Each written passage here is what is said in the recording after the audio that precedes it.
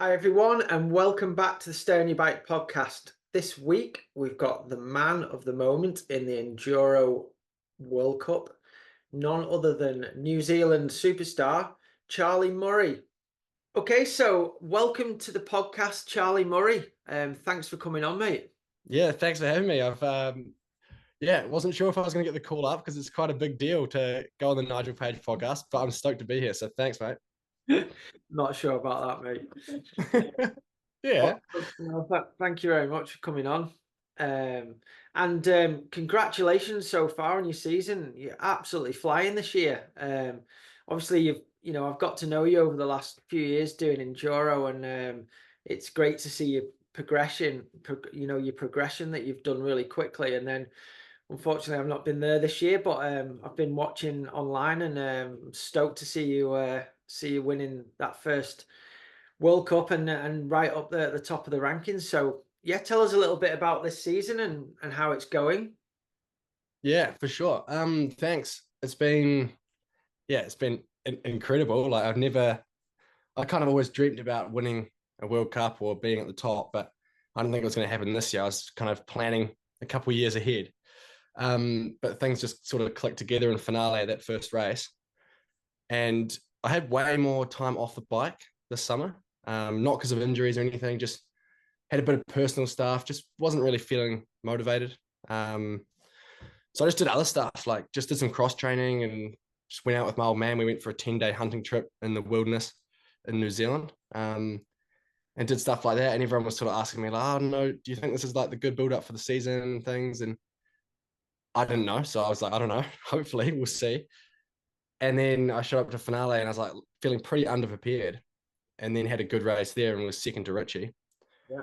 Um, so then I just started believing myself, and I'm like, oh, like, you know, why can't I, be right up there with these guys and with Richie and stuff. So then we went to Poland and just didn't even really think too much, just tried to do my best on each stage, and then got to the last stage, and I think Carlson came up to me and said, uh you're in the lead by 1.5 seconds or 2 seconds or something. And then I just completely freaked out. I No, at was that sitting at point, the top. Sorry.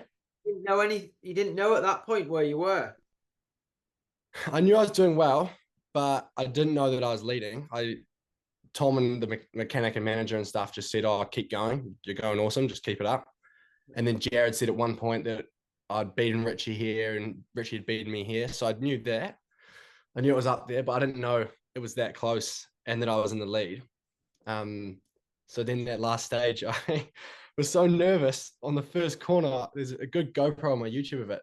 I rode into some little mini trees. I overcooked the first corner, was bashed through a couple of trees, got back on the track, didn't lose too much time, and then just pedaled like crazy down the bottom of the stage. And I was less than a tenth of a second in front of Slav in the end. No. Um, so we figured out the average speed of the race and we measured it, and it's like 25 centimeters, I think, between us at the end of the day. Um, and what, but, what? Obviously, getting told that before the last stage. Are you a rider that likes to know how you're doing throughout the day, or do you kind of like to just concentrate on each stage and do your thing, or does that affect you? Obviously, some riders like to know, and other riders don't like to know. Mm. I I don't mind. I take it or leave it, but I you always end up finding out. Like someone will mention something to you, whether you want to know or not. Yeah. Like often Greg's got his phone, Greg Callahan at the top of the stage, and he'll be looking at the last stage results, and he'll be like, "Oh, Charlie, you were third there, or you were 30th there, or whatever." And you got to be able to not get too affected by it. Yeah. Um, so I don't really mind, but I prefer just to, if I'm doing well, someone just say, "Keep going, keep doing what you're doing." Yeah. That's the best for me.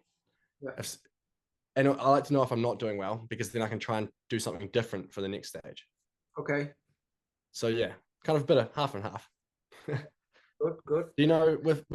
With Sam and stuff, would you always tell him every time you saw him where he was sitting, or how did that work? Did he have Yeah. a So system? yeah, if I was sort of out and about on my bike and bump into him in certain stages or whatever, I'd kind of, I think I'd kind of ask him if he wanted me to tell him, or Yeah. similar like myself, like, you've done really well on that stage, or yeah, you need to, you lost a few seconds on that stage, and when he was winning, um, and really up there at the top level, that kind of motivated him to push on the next stage. Um, Yeah. so yeah, kind of used to tell him, but A similar sort of setup. yeah, I'd always kind of ask first, I think, because, some people, like you say, some days they just want to, focus and they're in the Mm. zone. But they don't want to know because it could affect them to push too hard, or like you say, get nervous and flipping blow it. But yeah, Yeah. um, but Yeah. brilliant. And so, I mean, I only see a little bit of the footage that gets put out there on Instagram and on the YouTube and stuff. But um, the speed you were riding in Poland on your trail bike, I don't think I've seen anyone ride that fast on a trail bike many times. You were absolutely on the limit. It was brilliant to see and Yeah. so exciting. I mean, it's such a shame that isn't televised like the downhill, or because I think some of them clips of you were like more impressive than a lot of the downhill clips that you see. Yeah, thanks. I definitely felt like I was on the limit. There was, probably 5 times during that day, almost once on every stage, where there was a serious moment where you just had to hold on and cross your fingers. But it was just one of those days where you just felt like you couldn't crash. Yeah, You just felt like, well, not invincible, but you just felt so focused yeah, that you just couldn't make a mistake. So brilliant. there's definitely some moments where the front wheel was just drifting wide, and I was just trying to hang on to it. Yeah, I Yeah. saw that clip where your front wheel was drifting, and that was fantastic. Yeah. That most most people will get onto the coverage and stuff of the Mm. racing, but most people that ride mountain bikes ride enduro bikes, don't they, or Yeah, trail for bikes. sure. And to see you doing that on your enduro trail bike, it must motivate people to go and to want to ride, I think. I think so. I reckon, yeah, it's such a hard one because enduro and trail is the most common thing to ride, whether it's a trail e-bike or a trail analog bike. Yeah, It's both still like, 130 to 160 travel, whatever it is. yeah, And that's what we're racing on. So I think it's so good for showing those bikes and developing those bikes yeah, because no one's selling downhill bikes really. Like the numbers on downhill bikes are just a percent of what the real sales are. So I think the sport is what everyone does, like you said. So it's a shame we can't have it growing to where it could be. yeah, yeah. But it is And hard to cover, I guess. yeah, I mean, obviously to cover for TV cameras, it's really difficult. I guess like car rally, isn't it? That's the Mm. difference between that and F1 or whatever. Where you're going around a circuit multiple times. It's easy to film that. Same with the cross country and the downhill. But what is what? Well, first of all, how has the series been this year? Is it any different than last year? Because I haven't been to any of the rounds this year, but I was hoping that it was going to improve over last year on the racing for the EDR and the coverage and stuff. How do you think that's Mm. gone? Um, I think it probably is better than last year. Mhm. I think there were just a few little teething issues, and when it kind of became a World Cup, it changed it, and also when it got tied in with cross country and downhill, no one really knew what to do. Whereas now we're in the second year of that, so they're a little bit smoother with it. So Leo Gang was a good race this year. Okay. Poland was awesome.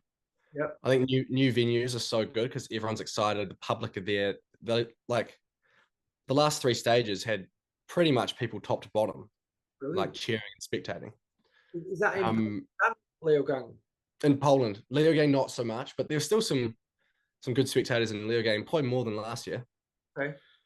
So I think, yeah, but even saying that, when we have it with the downhill and when it's in the same exact venue as the downhill, it just becomes a sideshow, Yeah, and the downhill's the main event.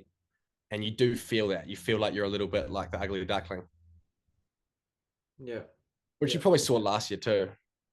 Yes, yeah. Last year, I mean, we started off in Tasmania, and I thought Medina was like one of the best enduro races I've been to for the spectators and the vibe and just the whole the whole buzz of the race, as well as obviously you guys, Mm, an amazing show and close times and unreal riding. Just the whole atmosphere and stuff, to me was incredible, and then it was really good in Derby as well. yeah. And then yeah, like you say, when we went to Leogang and it was midweek and the stages were kind of away from the town, then there's that for me didn't the racing was just as good. You guys all did amazing job racing and stuff, but the atmosphere and the crowd and it just wasn't there for me. uh, Mm, so in my experience, going to the rounds, it's like the venues that all the trails are kind of on the same sort of hill or two hills. Like for instance, the Tweed yeah. Valley in Scotland, or I don't know if you went. I don't think you went to the rounds in Ireland. Did you? Was that before you started, or did? No. Yeah, Yeah, that was before me. Yeah. yeah. So that venue was incredible. Places where, and then obviously Tasmania and stuff, where you Yeah. all the fans can get quite easily to each stage and access them and get behind you guys racing. I think that's where it needs to be for enduro, in my opinion. Yeah, I agree. I think that's yeah, like those races you mentioned were so good. And Tweed Valley is always epic. And I think it's yeah, the set out of the stages is one thing, but also just the culture and the place you go. Yeah. And I don't think we necessarily should be going to these downhill places. Mm. Like we used to go to crazy places in the middle of Spain or in South America, and the crowd was awesome, the racing was epic, and you have these big adventures on the bike, and all the riders loved it. It was like a true like test. Could you make it through the day and stuff? Yeah, I And mean, that's what I'm missing a little bit now. yeah, I mean that's the other side of it. Like when we started doing the enduro, a bit before you, there were some really big stages in big mountain resorts and stuff, and the racing and the stages were incredible. But obviously, Mm, some of those big, long, huge tracks are hard for spectators to get to. Obviously they can yeah, get to the end of the stage, so it's a little bit of a different vibe than say racing in Medina, where there's people all the way down the tracks and stuff. Um, yeah, but you're right. It's well. Sorry, I nearly forgot. When we went to South America and the spectators there and the just the buzz for yeah, mountain biking is incredible. I was blown yeah, away at how many people are into mountain biking in South America. yeah. That was my first EWS, and pretty much my first enduro races was Chile and Colombia in 2018. I Yeah, think Sam won both of those races. he did. I'm pretty sure. He was on fire that year. I remember this like it was yesterday. We were in Colombia and we're practicing one of the stages, stage 3 or 4, and I got to the top and Sam was right in front of me. I'd never met him, and it just said hill on the back of his shirt. And I'm like, oh my goodness, this is incredible. So I tried to follow him down in the practice. And I could hang on to him for the first half of the track. And I just thought I was the man. I was like, oh my God, I can't believe I was riding down behind Sam Hill. And then I later figured out that he, in practice, he just cruises and he scopes everything. But it was a cool experience for me. And I was riding some Scott Genius XC bike sort of thing with 34 forks and um, XCO tires or whatever, and just having the time of my life. But that event was what got me hooked on enduro. The buzz was insane. Yeah, It's like a well, festival. yeah, the people, the amount of energy that people had for all the riders and the knowledge they had was incredible. I was blown away by it. Mm, We were driving through town, in like a minibus with a driver going to the hotel, and there was people trying to get in the van to get to Sam. It was it was bonkers. That's good. Yeah, Yeah. Is that in Manizales? yeah. That new one, yeah. But and Chile was unbelievable as well. I thought the tracks in Chile like unbelievable. Remember that big open track? I don't know if it was stage one or two. That was like flat out off camber and open, like on a ski piste. Oh. They And then all it kind of went into a bit of a valley and it was, yeah, just supernatural. yeah, yeah. I mean, Yeah. I think it's that, stage what's one. that stage one? I mean, that would be incredible for a downhill World Cup, I think. Mm, That terrain. yeah. Oh, that was epic. Actually, on the that was my first ever EWS stage, and on the liaison on the way there, we had to bomb a bit of a fire road, Yeah. and a rock flipped up, and I had externally routed cables. Oh no. So the rock chopped the cable between the frame. So my rear brake, I didn't realize, but it had severed the cable. So then I got to the start of the stage and I dropped in for the first corner, hit the brakes, and the rear just poof, nothing. And I blew the front off this rocky berm. It was just jagged rocks and tumbled into the rocks. Sven Martin was standing there and he's like, mate, what are you doing? Get back on your bike. I almost took him out. And then I did the rest of the stage with just the front brake. And then actually the rest of the day with just the front brake because I had Oh, no tech support. And I yeah, pretty much was ready to quit. I was crying on stage maybe two, that one that was about 14K or something. yeah, yeah, Oh, yeah, maybe 1400 meters. What yeah. it was, It was massive, wasn't it? oh, it was like half an hour if you're going fast. Probably took me 45 minutes or something. Oh, well, fair play for cracking on with it. But I've, yeah, so I didn't really, yeah, Chile, I would like to go back and write it properly. I kind of have bad memories because just a front brake on that dust is horrible. I mean, just a front brake on anything's horrible, but especially True. there, high speed and stuff is. Yeah, it'd be great to see the series go back to places like that, and maybe Mm. next few years, hopefully. Um, but tell us a bit about, you're quite new to racing world level mountain biking. So let's take it back to, your what you did growing up as a kid and what sports you did, and then how did you get into mountain biking? Yeah. It's funny. I kind of feel like I've been around for a while now, but compared to some people, like when I talk to Eddie, most of his careers happened before I was on the scene. But this is my fourth year with Specialized already, um, which seems crazy. It's gone so quick. And then I had 1 year with Pivot before that, and then a couple of years doing sort of privateer stuff. But to take it right back, we grew up in Christchurch, so like the main city in the South Island of New Zealand. Yep. It's quite a big city, like 300, 400,000 people. So quite suburban and urban. And we had quite a cool property on like sort of a hill and some mountain biking tracks kind of 10 or 15 minutes up the road from us. So we'd go up there and play around. And then we would constantly be modifying the garden, mum and dad's garden, to make little lines that we could drop down. We only had about 5 or 10 vertical meters, but we, had all these little lines that we could skid down onto the bottom of the garden. And then at one point we went and got a hold of bricks and there's a little bit of a quarry that we dug some dirt out of and made a pump track around the lawn. I think we maybe mum and dad were away for the weekend or something, but they weren't impressed. Um, so we just kind of were just messing around like kids do, really. And no phones existed back then, and no, not even computers really, or PlayStations or whatever you have now. So if we wanted to do something fun, we'd just go outside and put some ramps in the driveway with some planks of wood and some bricks and see who could jump the furthest and all the fun stuff that you would have been doing, and everyone would have been doing who's my age. Yeah, yeah. And then so we grew up with bikes and we raced quite a bit of cross country, my brother and I. How old were But you when you were kind of doing that? um, to start with, we would have been like 10 and stuff. Probably got on bikes when we were 7 or 8, and then just got hooked on it. But we had these little rigid 16-inch bikes with the back pedal brakes.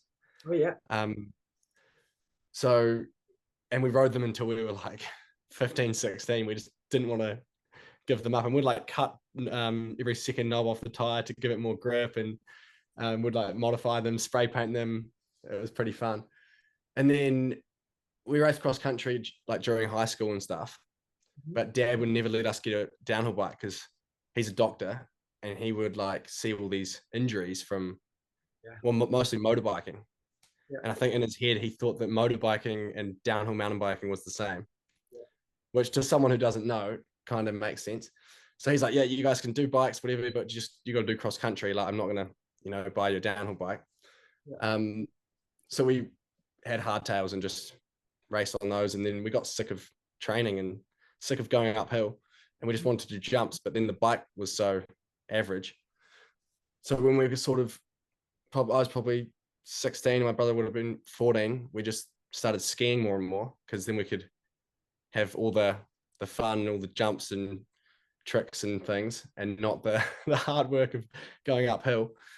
So then You we just, you always sorry, skied from a young age. what's that? Sorry. You always skied from a young age as well. Yeah, yeah. So when we were sort of, um, we started skiing and biking at a similar time, and our parents were into it. So luckily, they'd take us up the mountain and take us biking in the weekends and things. Okay. But we sort of did every sport. Like we'd play soccer and rugby and team sports, and then just we got hooked on skiing kind of towards the end of high school, Yeah. or in high school really. And then we just stopped mountain biking, and we all we wanted to do was ski. And in the summers, we'd go overseas and ski, and then just ski all winter in New Zealand. And yeah, just did all the ski comps and freeride skiing. So that was sort of where we left bikes behind. And then, I mean, you were, not to, uh, you know, big yourself up here. You guys were at a pretty good level for the skiing. yeah, well, yeah, we were up there in New Zealand for sure. We were like some of the best freeride skiers. Um, and then I kind of finished high school, and I was pretty good at the skiing, but I wasn't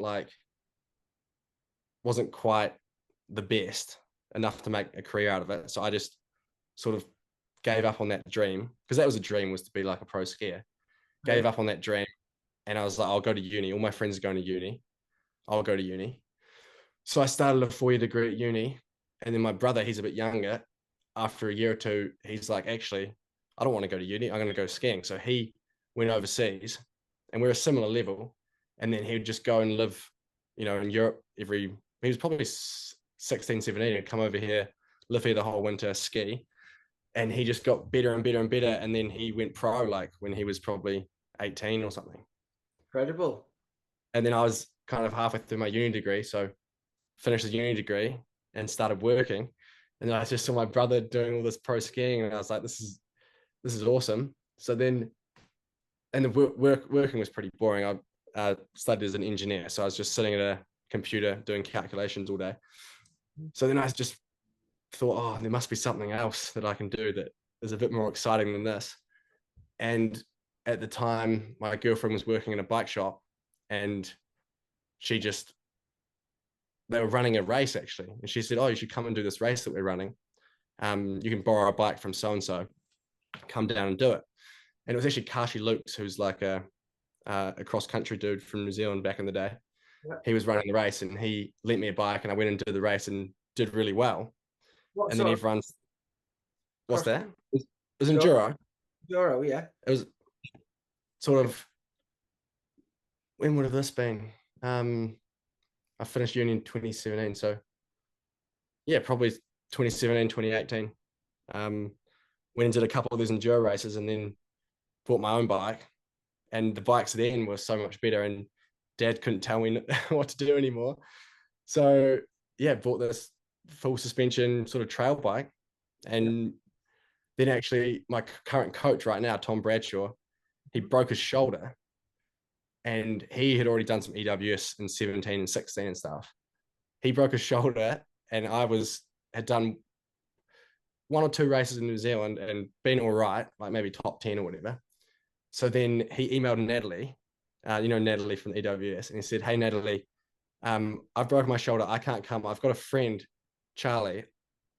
Trust me, he's good enough to race. Like, he's a good rider. He'll be fine. Can he take my spot? And Natalie, being awesome Natalie, replied and said, yeah, of course, we'd love to have him. Yeah. So then next thing I know, I show up in Chile, and that was pretty much my third enduro race was up at La Pava. Unreal. Yeah. And then where did it go from then? Because then obviously, we saw you kind of hanging out with Eddie and stuff and riding on the pivot. Was that did you get sponsored by Pivot through like Bernard's team, or was it a separate thing? How did that? Yeah, that's a good point. So I did that year as a privateer in 18. Yeah. I just had bought my own bike. The local shop, Fleet Cycles, they just helped me out. It's like a local shop in Christchurch. Um, but I was, yeah, just paying my way. And then the next year, 19, Yeti New Zealand lent me a bike for the year. Huh? And then I did pretty well. I can't remember what my best result was, but I was around the top 30, I think, some of the races. Huh? So I was stoked. And then that year, Cole Lucas was on Pivot, but only as like a development rider. So he wasn't getting paid, but he was along traveling with the team. And Yeah. it worked out mint. Like, he had great results. They taught him heaps. He learned a lot off those guys. Yeah. And then the next year he got offered a contract with Ibis. Yeah. So then Eddie said, oh, well, Cole's gone. Um, let's try and get you on he calls it the incubator program. So he wanted to get me on the incubator. And then Burner wasn't sure, and it was COVID that was going into 2020. Yeah. So then they weren't sure. And then Matt Walker, he broke his knee Yeah. just before the season started. And then Burner just rang up and said, hey, look, you can just come. You can basically be Matt Walker. We're not going to pay you, but you can come and hang out with us for the season. I'm not sure how many races there's going to be. I'm not sure if we're even going to race. It's COVID. But if you want to take the risk and come over, come over. So I was in an engineering job, just humming and hawing, not sure what to do. And then And that race. were you guys still working at that point, or had everything shut down with COVID at work wise and stuff? How did it work? Yeah, in New Zealand in March, we locked down Yeah. completely for about 4 or 6 weeks. And then there were no COVID cases. So we pretty much could open up again. So by the time we got close to the season, we were just doing normal life. Right. Okay. But I mean, for me anyway, I was just on a laptop at home Yeah. working. So it didn't change much. But then anyway, so they weren't sure if I was even going to make it. And then they confirmed the first race in Zermatt. Do you remember that really wet, Two snowy that one? two stage race. Yeah, yeah, exactly. And they confirmed that. And they're like, yeah, we're going ahead even with COVID. And I was like, oh man, I really want to go. I'm not sure. And then I talked to my boss, and it was the next week. And he's such a legend, the boys from my work. So I went and talked to him. I said, hey, look, this has come up. What should I do? Or what would you do? And he just turns around and just says, go for it. He's just Brilliant. like, do it. So I booked a flight, and I messaged Eddie, and it must have been like the day I was arriving or something. I just said, I think I just said, hey, I'm in Zermatt. Where are you? And he still thought I was in New Zealand. And I just I didn't know what I was doing. I had my bike on the train. I got a fine, a 200 franc fine, because I couldn't figure out how the train system worked. And I got onto the wrong train with the wrong ticket or something. Yeah. Anyway, I made my way to Zermatt, got off the train and with all my gear, and just walked into town. And then I saw the pits. So I just walked over to the pivot pits and just sat down. And I was like, oh, well, no one was there, but at some point they're going to come. And then that's when I found some Wi-Fi and messaged Eddie, and they came and found me. And I said, oh, Eddie, how's your travel? I was like, oh, it was all right. I got this fine. And he's like, oh, let me see it. So I give him the fine. He just eats it. So I still haven't paid. Brilliant. Brilliant. And So that's, have yeah, you that ever was the had first introduction to those boys. oh yeah. Have you ever had a letter off them or anything like that? Nah. We couldn't speak English. She couldn't speak English. And I can't remember what went wrong, but I was trying to explain my address or my name or something. And she she wrote it all down and then showed it to me, and it was just gibberish. So you said, And I was like, "Yep, that's perfect." yeah, So nothing's come back so far. brilliant. That's good. Yeah, they love a But fine in Switzerland. Like they love to fine you. yeah, and it's when it's in Swiss francs, it's pretty expensive. I think Eddie went out and Zuma after the race or something, and I can't remember what it was. He got like four.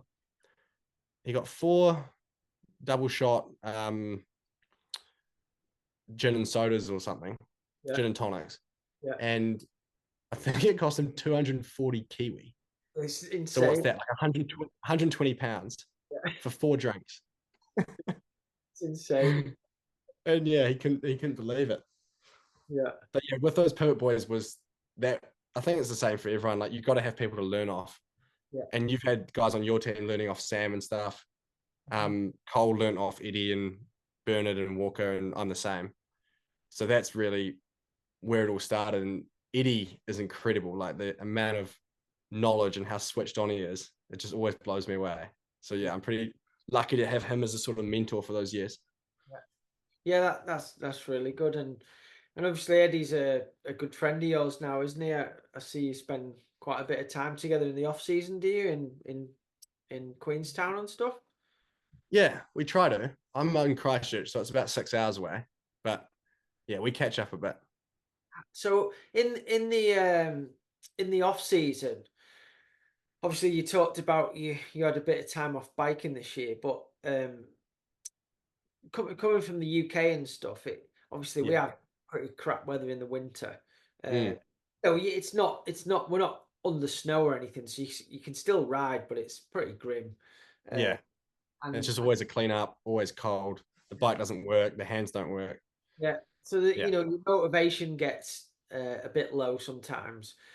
So obviously looking from over here at you guys all riding and Yeah. putting your clips up in New Zealand, and then obviously then when the World Cup season starts, you're kind of going from one summer to another summer. Do you think obviously that must benefit you guys, I'd say, because you're coming into the season and you've done a lot of riding and training on your bike, so you're feeling good on the bike. Um, but do you think that's necessary now in like how high the racing is at World Cup level that people need to go and go to like the Southern Hemisphere in the winter time? What's your thoughts on that?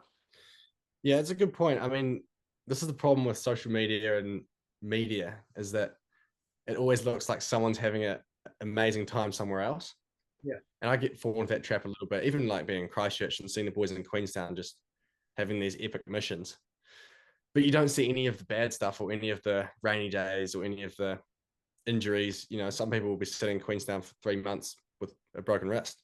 yeah, And that's grim because everyone is doing all this epic stuff and you're just stuck there.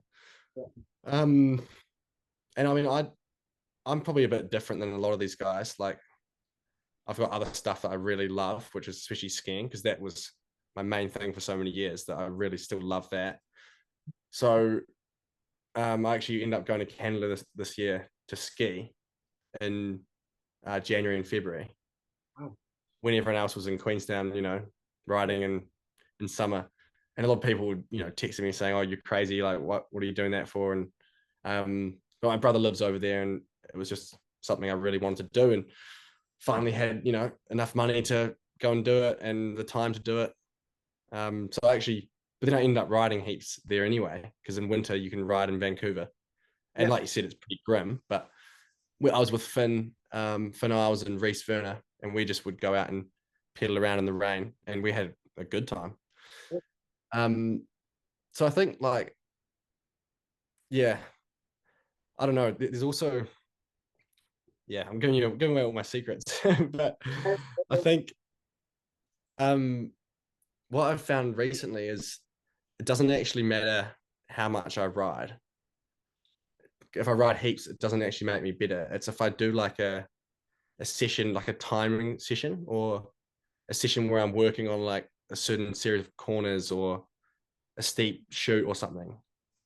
And when I'm like really thinking about my writing and repeating something, that's when I improve. So this off season, I did way more days that were like purposeful practice Okay. and like really thinking about my riding, but in general, way less days on the bike. Yep. And I reckon that actually has helped me quite a bit. So that's what I'll be doing this season, this off season as well. Is just especially before the season, like in that month. I think I'm really lucky because Tom, my mechanic, lives where I live at home, so we can just do stuff together. But we this year we put aside a month before we left. When did we leave? April. So like basically March. We're like, okay, all of March, we're gonna um, test on like a Friday and a Monday, and then we're gonna figure out a bit of stuff. And we just did maybe 4 or 5 testing sessions throughout that month, and I reckon that was so beneficial for me. Rather even not riding much in January and February, um, didn't even matter because we had such a productive session through there.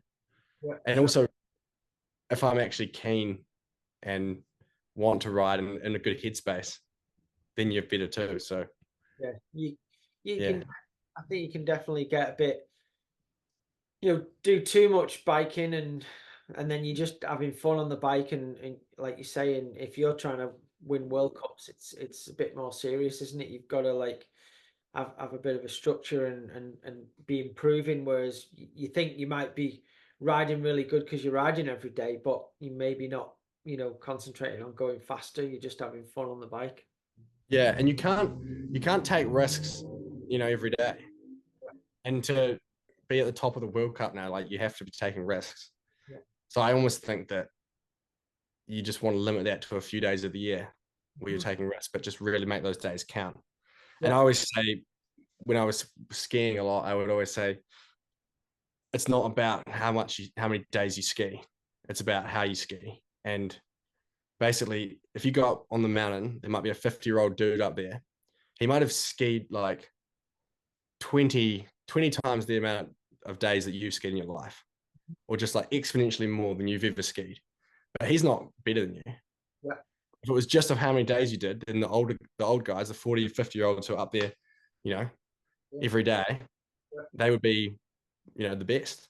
Yeah. But they're not. Sometimes, kids come through who are only 16 or 18 and they're as good or better than like the Yeah. top 25-year-old dudes or top 30-year-old dudes. And it's just because the quality, like every day they go out there, they're pushing it. Yeah. And that we would always say that if you're not crashing, you're not learning, which Yeah. is a bit more applicable on skis than on a bike because it's a bit softer. Yeah. But it's the same sort of thing. Like if you're just comfortable, you get to a comfortable point, you just stay there. Yeah. Yeah. Definitely. For And you sure. even see guys who race heaps. Like I don't have any examples on the top of my head, but some of the dudes in the circuit, especially when a lot of people used to race enduro and downhill sort of 5 years ago, some people would be racing every weekend for like 6 months, but a lot of them would just get to sort of like a comfortable fast speed, but they wouldn't be winning, like say Richie would be or something, Yeah. or Sam. They're just at like a comfortable, not a safe speed, but they just plateau a little bit. Yeah. Sure. Sure. Yeah. I think you're right. When you're trying to compete at your level, it's good to have a little bit of time off doing something else, not just sitting down eating burgers all day, but doing something different. And then when you come back to it, you're keen and fresh, and you really want to do it. Yeah. Did you did Sam? I'm always interested about Sam because he's just had such a successful period in the enduro. Um, did he like have in his off seasons? Did he have times where he just would completely check out and then get stuck back in, or did he just get home and be one of those guys like Kobe Bryant and those dudes who just work and train all the time? No, I mean Sam kind of keeps things to himself, and Fair enough. just because I don't know. Sometimes I think he especially when he was doing enduro, he already had a lot of other stuff going on with his family and all that kind of Yeah. stuff. So his life wasn't just about him at that point. And I've said this to many other people. Sam's quite um, unique as a top athlete in that he's not selfish at all. Like he would put somebody else Mm, what he needs to do for somebody else before what he needs to do for himself. hmm. And sometimes I used to think there's, like for instance, one year, I don't know, it might have been 19 or something, and he'd not had the best start to the season because he'd been sick. Right, he got sick the first two races, and so he was still in the top 10, but he didn't have the results that he had before. And then he went home, tried to recover and start training, and got sicker again. So Yeah, I remember which race it was, but he came back out to Europe, and I asked him, how he'd been, getting on the bike and stuff, and I think he felt a little bit guilty in that he said, "I haven't rode my bike once," and I was like, so obviously I'm thinking, "You haven't rode your bike once," and then everybody else is training, and then he got like a top three or a top five or something. Um, yeah. Incredible, really. But just the amount of skill and knowledge Sam had about managing his race and stuff, especially in enduro. I think he rode uh, a lot of the time different than he did back in his downhill dominating days. He kind of was never at his limit. Do you know what I mean? Mm. Um, or as as much as he was on the downhill bike. So He was more like he's smarter about more yeah, how do I say it? He just planned it out more and yeah, would push when it made sense and then be safe in spots and things.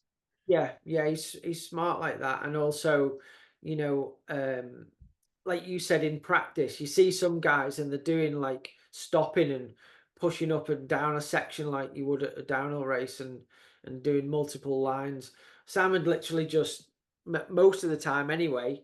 We'd try and walk some of the tracks that we could in the week prior to practice, and then he'd always use his camera to film his practice run, but he'd normally just do a like chilled full run of Mm, each stage, not really stopping to look at stuff. And then he mm, would he would watch his GoPros back to learn the key sections of the track that he needed to remember.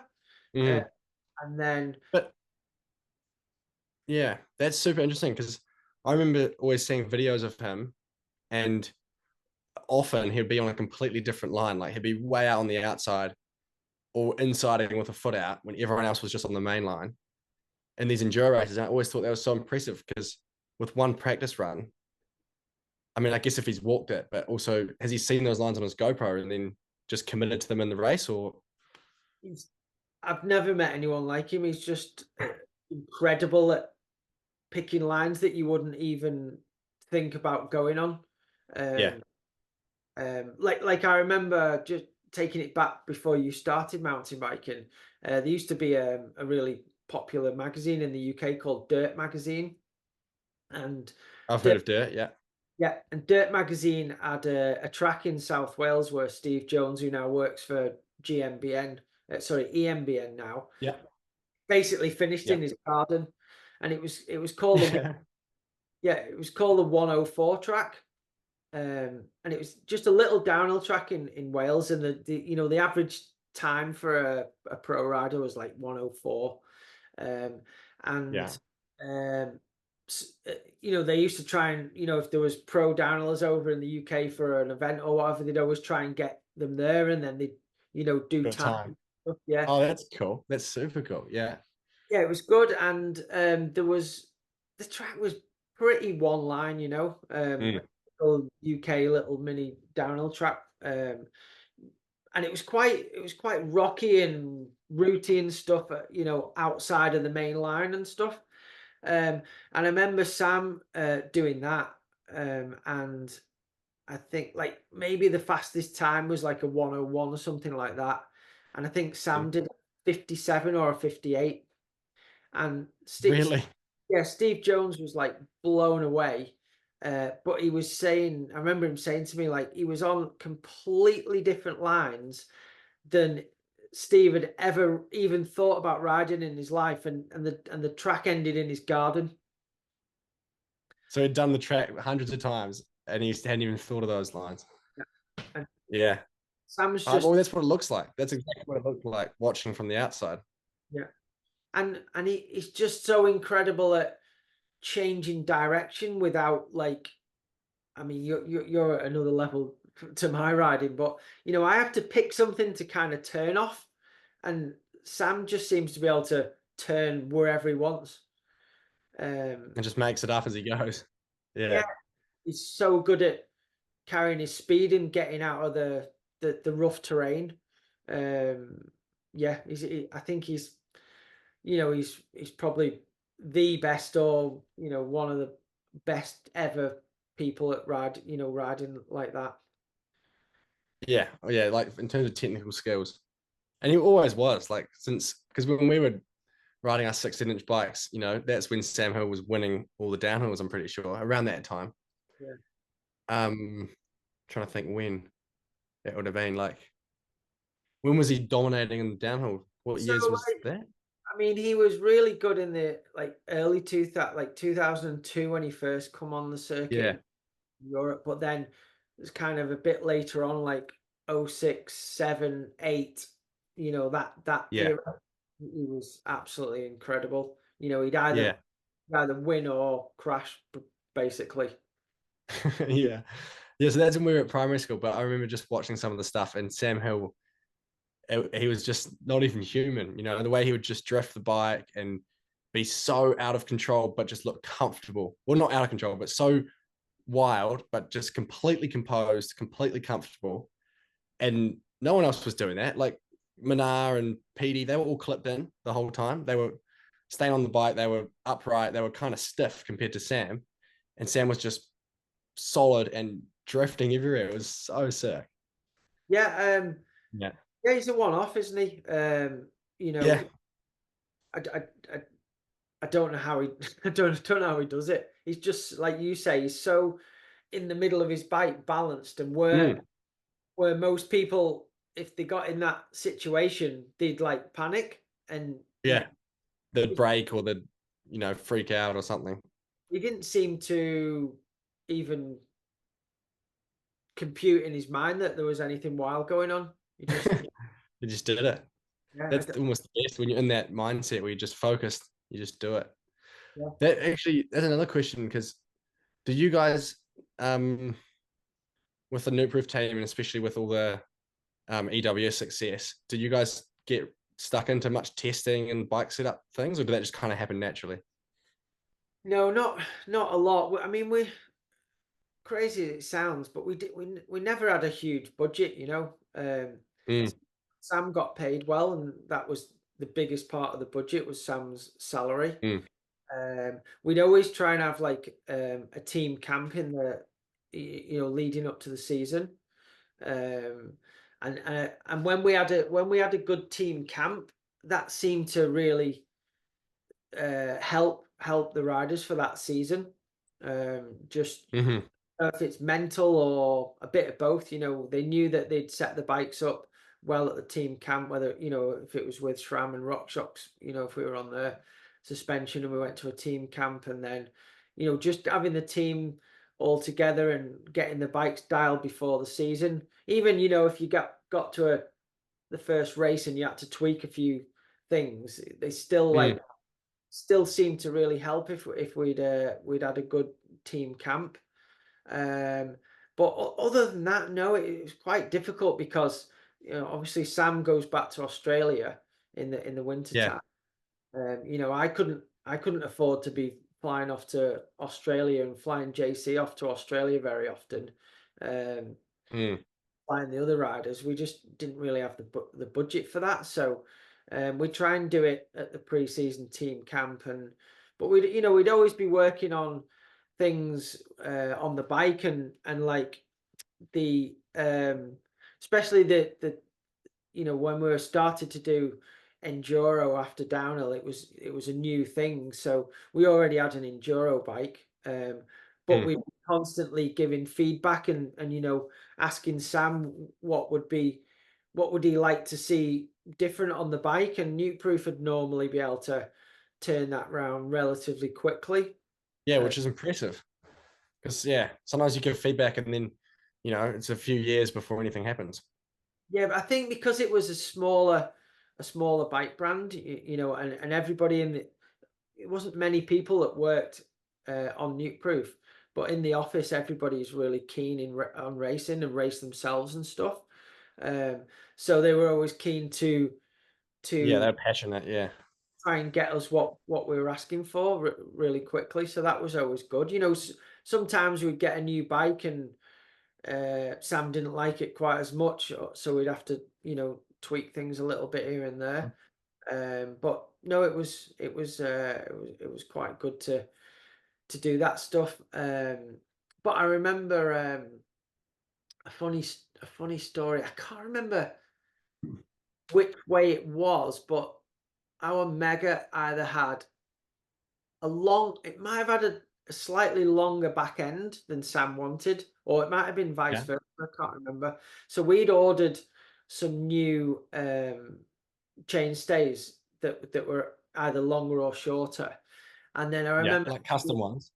yeah, and then Yeah, I remember seeing Jesse at the in finale. Must have been the first race of the season, or it might have even been a pre-season thing where some other teams were there. I remember him saying to me, "Oh, I've got a different length back end now because I've seen Sam had this back end," and it was actually funny because Sam was asking for the opposite to the what. opposite. Yeah, yeah. I remember thinking that was Oh, is it poor Jesse who was on a tractor or something? yeah. I can't remember which way it was, but yeah, it's crazy. Like the sport when somebody's doing well, everybody thinks it's their equipment or whatever, but at the end of the day, it's the riders, isn't it? Um, Exactly. Yeah. and Yeah. It's funny because I'm on the lip. Sorry, go ahead.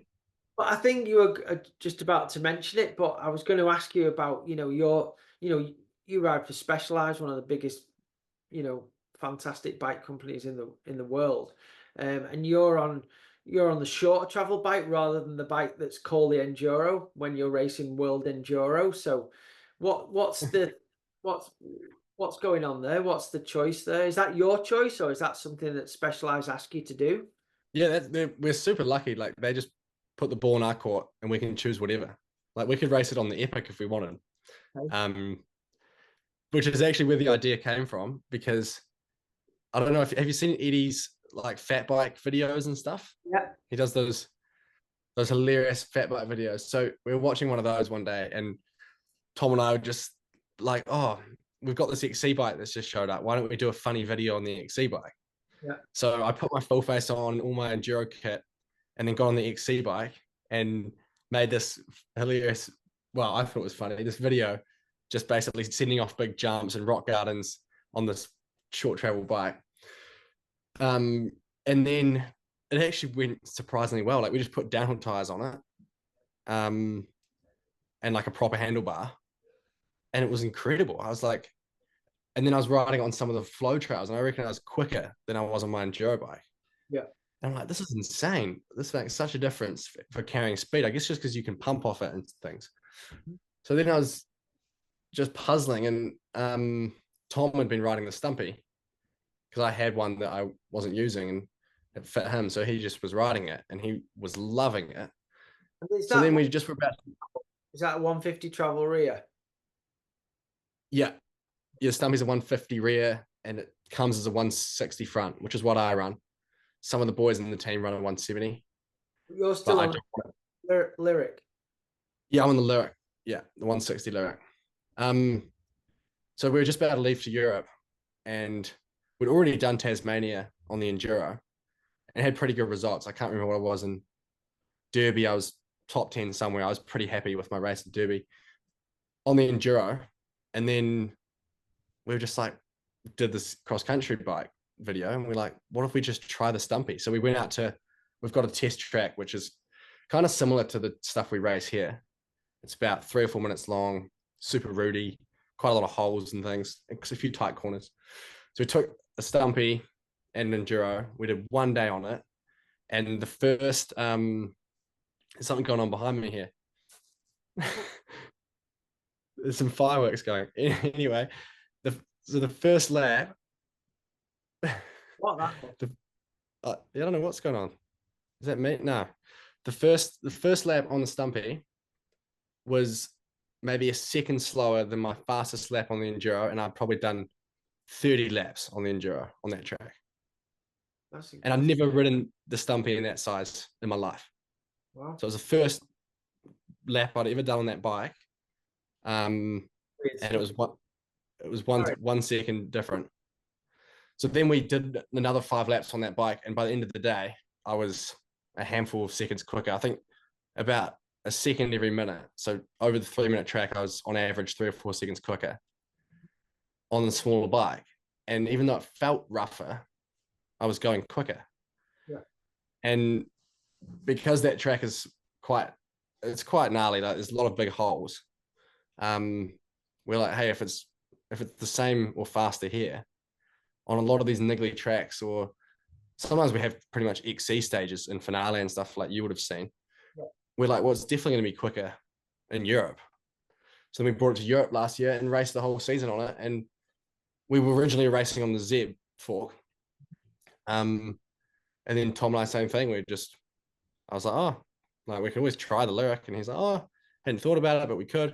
So we went out for a day, had a lyric and a Zeb, both set up similar, got them both feeling really good. Um, but I just had this one corner on the test track, which was just near Morzine here. One corner that was a little bit of a flat corner with some roots, and it was quite dry. And every time I hit that corner on the Zeb, I was just getting pushed wide, and I was having a fight to get online. And every time I hit it on the lyric, I would just be straight through the middle, and I couldn't figure it out. And I said to Tom, "Yeah, this is happening." And then we checked the times. The times were exactly the same. So we're just like, okay, well, even if it's better on one corner, we're going to run the lyric. So we've just been on the lyric since then. Cool. And yeah, I mean, I know And when we first got the Zeb fork, I remember Sam saying it was, felt too stiff because we'd come from a lyric onto the Zeb.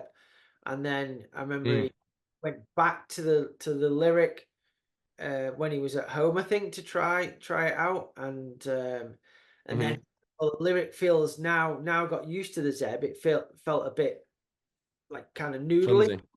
Yeah. Yeah. But So yeah, I think the lyric now is the one that I'm writing. It's 60% stiffer than the one that Sam was winning on in 19 or 18 or something. yeah. Okay. It's 60% stiffer. And I guess the Z must be like 100% stiffer or something. Yeah. Yeah. And and do you find that that 160 you never feel under travel on the front or anything on some of the faster, rougher tracks? It feels okay. Sometimes you do a little bit, but often there's only like a 20-meter section Yeah. or a couple of them in a race that are chunky. Yeah. And the rest of it is just niggly corners and, you know, up and down and all around sort of stuff. So yeah, every now and again I'm a little bit under biked, but I reckon it's only like 1% of the track, and for the rest of the race, it's better. Yeah. Yeah. I've been trying to convince Richie to get back on the 36 fork, and I've almost succeeded. I reckon. Really? Yeah, What, every Richie? Richie Road, every race, I just tune him up about the 36. Don't give him any tips. You don't need him going any faster. Yeah, but I know I don't need him going any faster. That's for sure. But it's all right. I don't think anything I'm going to say is going to change his riding. No, and then you've got to remember, like, obviously you're super fit and strong, but Richie is so strong. You know, Oh you think about Richie compared to, I don't know, just as an example, Adrian Day, for instance, like yeah, the completely different physiques and strength. So, putting somebody on a much bigger, stiffer, heavier fork than the other person, it's yeah. all relative, isn't it? Yeah, which is it's so interesting because like Tom, my mechanic, so we basically just try everything together. So if we get a new component, he'll try it, I'll try it, and we'll kind of collab and see what we think. And he's a really good rider too, and has quite a good feeling on the bike, so he can pick up things that I sometimes can't pick up. Yeah. But he's running a Zev on his stumpy Yeah. in a 160 travel, which makes it even stiffer. And Yeah. he's much lighter than me. Um, he's like, I guess 70 kg or 65 or something. And I'm more like 80. But he loves it. And so I guess, because I always thought the same as you, like if you're 100 kg, yeah, you should be on a Zev. But then since I've been on the Lyric, and then I see girls on my team who are 50 or 60 kgs and they're on a Zev, Yeah. I'm like, oh, maybe there's no right answer. Yeah. Yeah. But yeah, anyway, I'm still trying to get into Richie's head a little bit. Brilliant. And it must be obviously the last round. I saw you have a huge crash. Are you okay after that? I'm all good. I bruised up some ribs pretty bad, so I haven't been able to ride much since. But we're good now, so I think we'll be good for next week. Cool. Yeah, Is it- I was pretty battered up after that race. Yeah. Because it's you guys are having a great battle this year. Yeah, It's great for us fans watching and stuff. It's going back to back, and then Slav's in there as well. yeah. It's brilliant season so far. Do you have like a long-term goal for the season like some people do, or do you just kind of take each race, try and win each race as it comes, or have you got an overall, goal? Um, well, I always like to do better than my number. That's been my goal for the last sort of 4 years. Is every year I just want to be ahead of my number. So I think in 2020 it was all messed up because of COVID, but Yeah. last year I was Uh-huh. number eight. Yep, so it was that 2023. 2022, I was number 16. Uh-huh. And 2021, I must have been like 20, 22 or 24 or something. Okay. So far we've been, and I'm not number five this year. So I've been chipping away at it. So Yeah. if I can just be ahead of number five, I'll be happy. Yeah. Because it doesn't really matter if I always say to people like, you don't have to be the best this year. You don't have to be the best next year. Yeah. But it's like, it's in 5 years or 3 years down the track. That's the goal. Yeah. Because nothing happens overnight and you've got to be realistic. So if I can just keep chipping away and moving up, then that's a big success for me. Brilliant. Well, Eventually you get to the top. well, yeah, and not putting any pressure on you, but you're right there this year. In my eyes, there's no reason that you can't win the overall title this year. Hmm. So you've got the pace. You seem to have got everything figured out, and I hope you can achieve something special this year. It'd be great to see. Thanks, mate. Yeah, I hope so too. It's yeah. Yeah, I to come back to your question a little bit, I kind of dodged it a bit there, but I just take every race as it comes. And even recently I've been trying to take every stage as it comes Yeah, because it just helps when I just break it down to smaller chunks and don't like think about the result, yeah, sure. which is which was what I was doing in Leo Gang, but also probably why I ended up a bit further back than I would have liked because I just went so committed to that last stage. Yeah, Whereas I could have played it smart and rode down to like a third or fourth place, but I didn't want to do that. I wanted to try and win that stage, which was I'm proud of myself for having that attitude. But looking back on it, maybe it wasn't the smartest decision. But yeah. Well, yeah, you're relatively still pretty new to the sport. Like it's phenomenal where you're at already with your career in enduro. So, I'm sure you're still learning things, every yeah. time moment. Well, yeah, you see Richie, and he's just like a race machine. Like he's got everything figured out. He knows what to do in every situation. I guess he was ahead by maybe 7 or 10 seconds at the last stage, so he didn't cruise, but he just played it safe, and he might have been fifth on that stage. Um, but it was enough to win the race. Yeah. So you can learn from I can learn from him too, and from my mistakes. Yeah, but Richie's been doing the enduro a long time now, and I Yeah, remember when some I don't know Richie that well. Obviously I know him to speak to and stuff, but I never Mm, worked or spent a lot of time with him. I'd imagine you know him a lot better than I do. But I remember, when he was a bit younger and Sam was kind of battling with him and yeah, Sam and stuff. And, you know, Richie wasn't always, the same as he is now. He would have like a really good race, win a race, and then the next week he'd have like a really bad race for whatever right, reason. He like way down in the points. Whereas right. Sam was able to always be, top three, top five, top 10 throughout, no matter what the Even on a bad day. yeah. Yeah.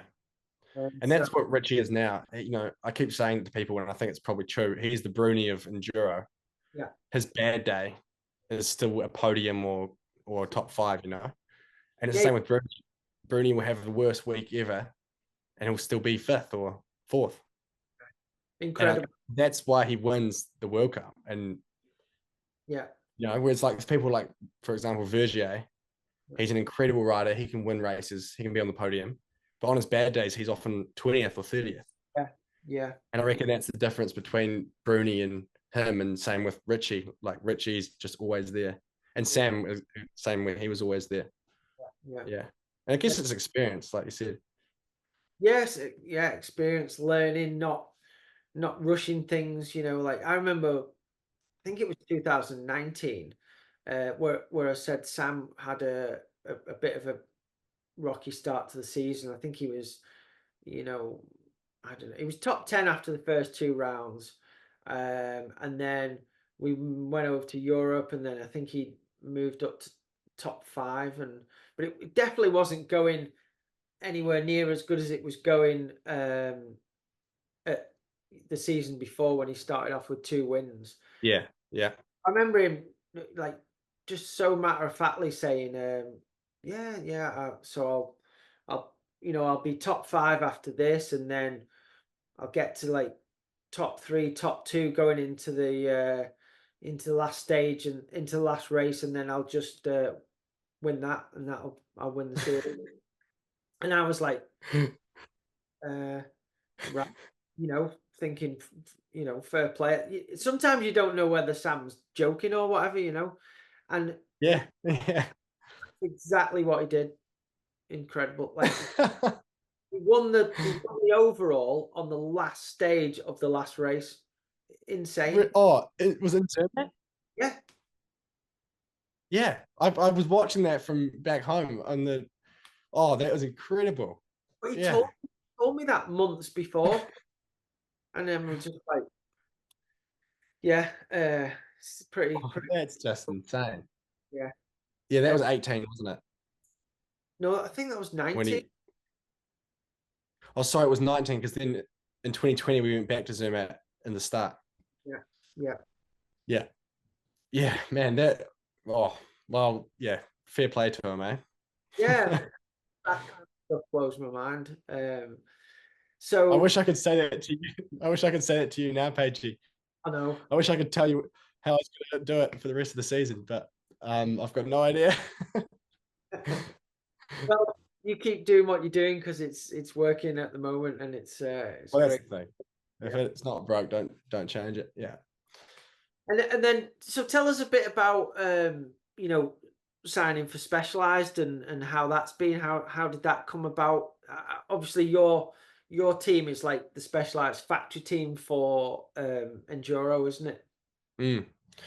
Yeah. So yeah, our team's like quite closely linked with the Gravity team. Same sort of management and ownership and stuff. But So it's pretty. so Laurent owns both teams, does he? I'm not sure how it exactly works, but yeah, he's involved. Like we work with Laurent quite a lot, Okay. um, which is really helpful. He's got so much experience, and his mechanics help us out. Um, like Tom and I work with Kev Julie, who Okay. works with Finn. Yeah. So it's pretty awesome, like having that knowledge because they've been doing World Cups for years and years. So anything that we have a question about, they've already figured it out 5 years ago. Right. So that yeah, so it's pretty cool having that, and even just being able to hang out with Finn Bruni for me, and they're like, idols and mentors to me. So I feel super lucky to have that. So it's quite, yeah, it's cool that we're sort of like a family. All the gravity, enduro, and downhill is all together. And then, yeah, we basically, I don't know how it started originally because the team had Jared on it and maybe Curtis Kane, Dave McMillan, maybe who else? There was a couple other boys on it, maybe in 2018, 2019. Kev on it then? Who, sorry? Was Kevin Miguel on it then, or was that No, after? no, he was on Sun. But Kev was on. Is Kev on?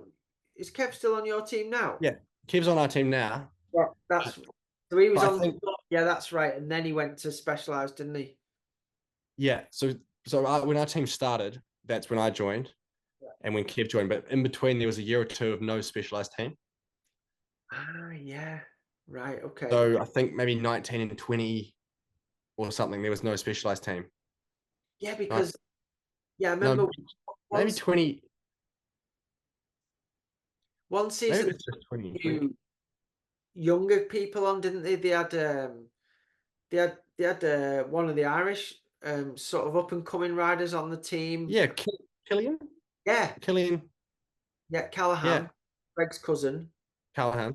Yeah, and they had a Yeah, they few. had Dave McMillan, Yeah, Chiche, who's on our team now. He's the only one who's actually come over. yeah, So in 2020, there was no specialized team, and I yeah. was on Pivot Okay, yeah, um, in the incubator program. yeah, And it actually happened at World Champs. I don't know. That's right. I came over here, and Bernard's like, "Oh, you're here. There's only 3 enduro races. You may as well do some downhill."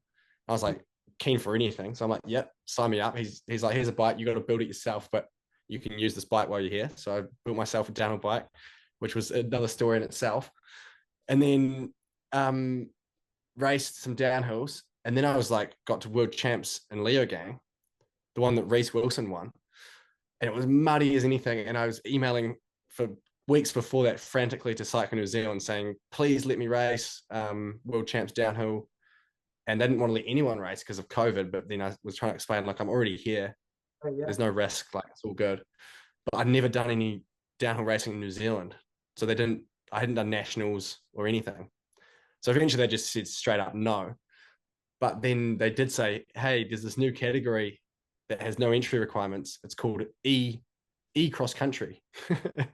So Yeah. if you want to race that, you can. So I was like, well, it's better than nothing.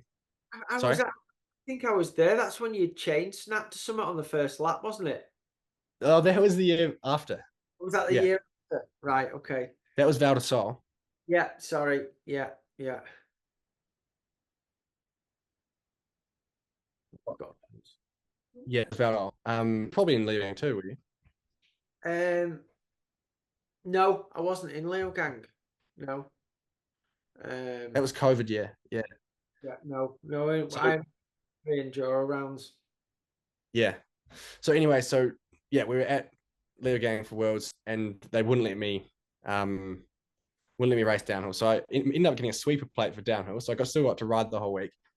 And then they said, yeah, we'll give you a jersey. You can race for New Zealand for E cross country. And I'm like, no idea what I was doing, but Bernard had an e-bike. So he's like, yeah, run the e-bike.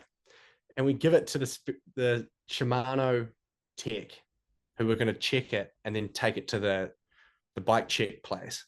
Yeah. And he didn't speak a word of English. They'd flown him over from Japan, and he was like a whiz at computer programming, and he was doing it all. But at some point, it never got relayed to him that we needed the full size battery, Oh no. and we couldn't see because the bike was all Yeah. enclosed, so it doesn't say like batteries this size, whatever. So I literally just showed up to the start line, and everyone's like, "Yeah, you can run full turbo the whole race. There's plenty of power for it."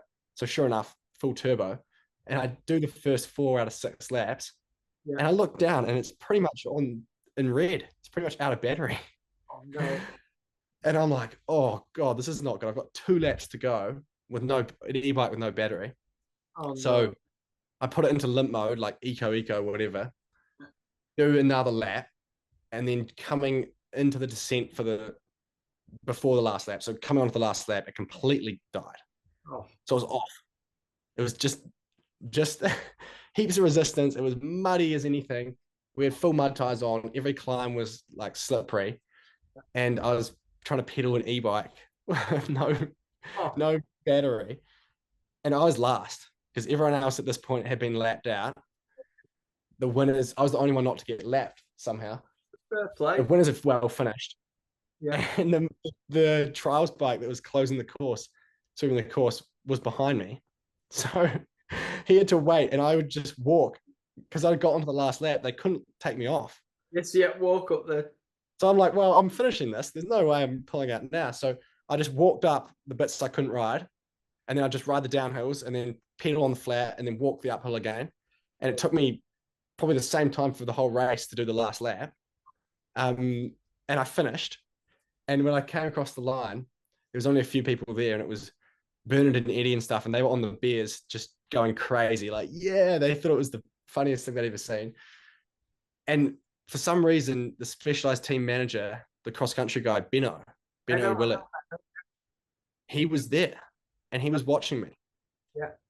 And then he just came over and he just said, like, oh, like fair play. Like, you know, that was impressive show of character or whatever he said. Like, yeah, you Yeah. got last, but you Yeah. know, he could see that Yeah. I tried my best. Yeah.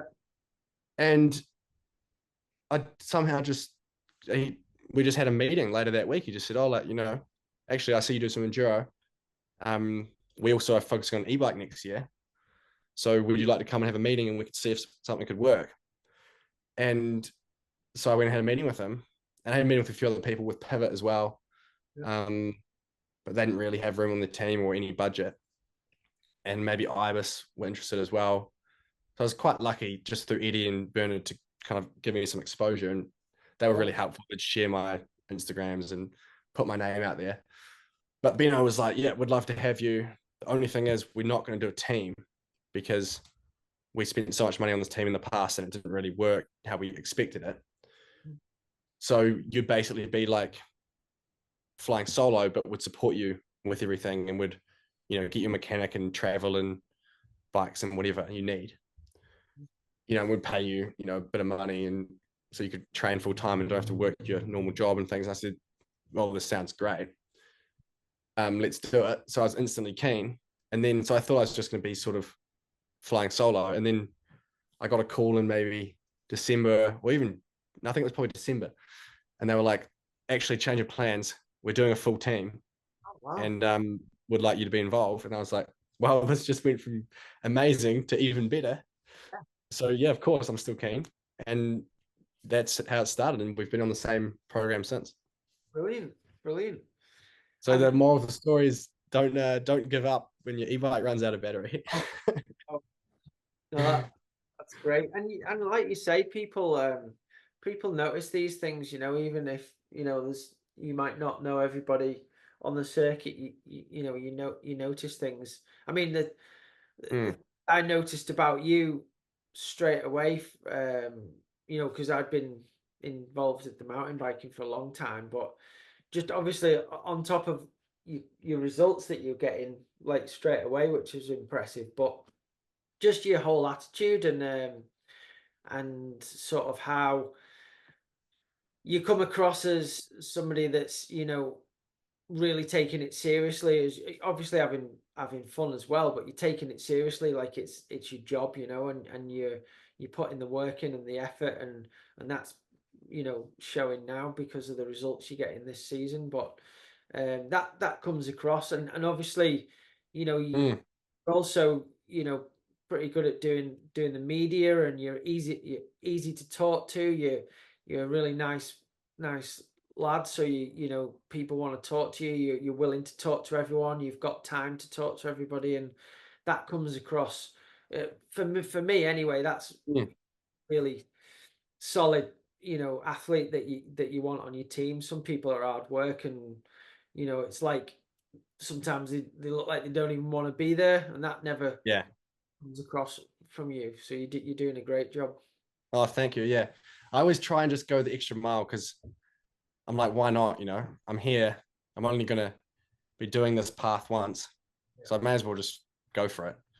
And same thing, like you see, we've been pushing the media heaps, trying to do all the YouTube and stage previews and Yeah, Instagram and all that stuff. And it like to start with, you do it for. I was actually inspired by Jack Moyer because I saw him doing it, and I was like, doing a good job. yeah. And even for him, I didn't realize, but before I saw any of his stuff, he'd already been doing it for almost a year. And it takes about a year of doing it and feeling no benefit until it finally starts to sort of bear some fruit. Yeah, And now, like you said, like looking back, like people can see that I'm doing extra stuff, and it gives you a point of difference. yeah, of And now course. I think it's different than it used to be because with I don't know, like you've been in the industry and throughout all the different phases, but like there was no social media, there was no Instagram, so just winning races and being in magazines was probably the main thing. Whereas now, even people like Bruni have to do the media. Yeah, but I figured that out early doors myself when I was Mm, oh, you know, I'd always talk to the guys at the magazines and, spend time with them. And if they ever, rang me up and asked me to go on a road trip, like we used to have road trips with Dirt Magazine and stupid, uh, stupid scenarios that MBUK magazine would do where we'd go and dress up in stupid clothes and do some jumps or whatever. I just always realized that just be available to go and do that stuff because the more yeah, coverage you get, the more you're doing for your sponsors. Because if you're not a Bruni and winning all the World Cups, you've got to do other things to make yourself yeah, valuable to sponsors and that. yeah, 100%. And yeah, I guess you're right. It's always been the same, hasn't it? But it's just the form has changed. Yeah, It's now yeah, not on paper; it's on the phone. But yeah, like if you like you said, if you go the extra mile and you go and talk to the magazines and say yes, then you more doors are going to open. yeah, and they It's the know same. that once you know them people, that every time they want an athlete to do something, they'll always Yeah, think, and that's great for your bike sponsor and all your other sponsors to get coverage, which is at the end of the day, that's what sponsorship is, isn't it? mm, yeah. No, I think you're right. It's just well, yeah. I'm glad it comes across because yeah, I do put in a lot a lot of hours, and yeah, we're just trying to do it properly and do it well. So, No, and no, also right now, like it kind of takes us back to the almost the start of the conversation a little bit, like where the sport's going. Um, I think that it's really, unfortunately, coming down to the athletes to promote our own sport and to really make our sport cool and to make it easy to follow, make it something people want to do and be part of, because sometimes the organization let us down a little bit. But I've been saying to the lads, to the other racing boys and girls, like, look, guys, if we just go around saying how cool enduro is, how much fun it is, how hard it is, and um, it's going to make the whole sport better. absolutely.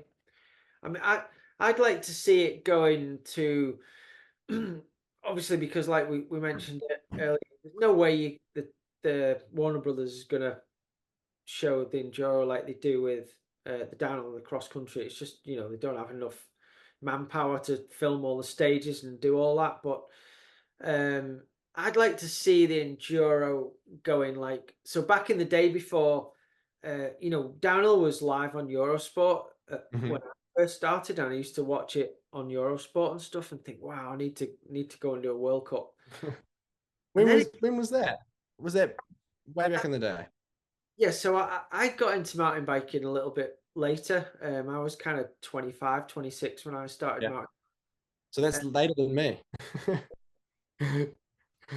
And but around like so I sort of I think I did a race in about 96 or something like that.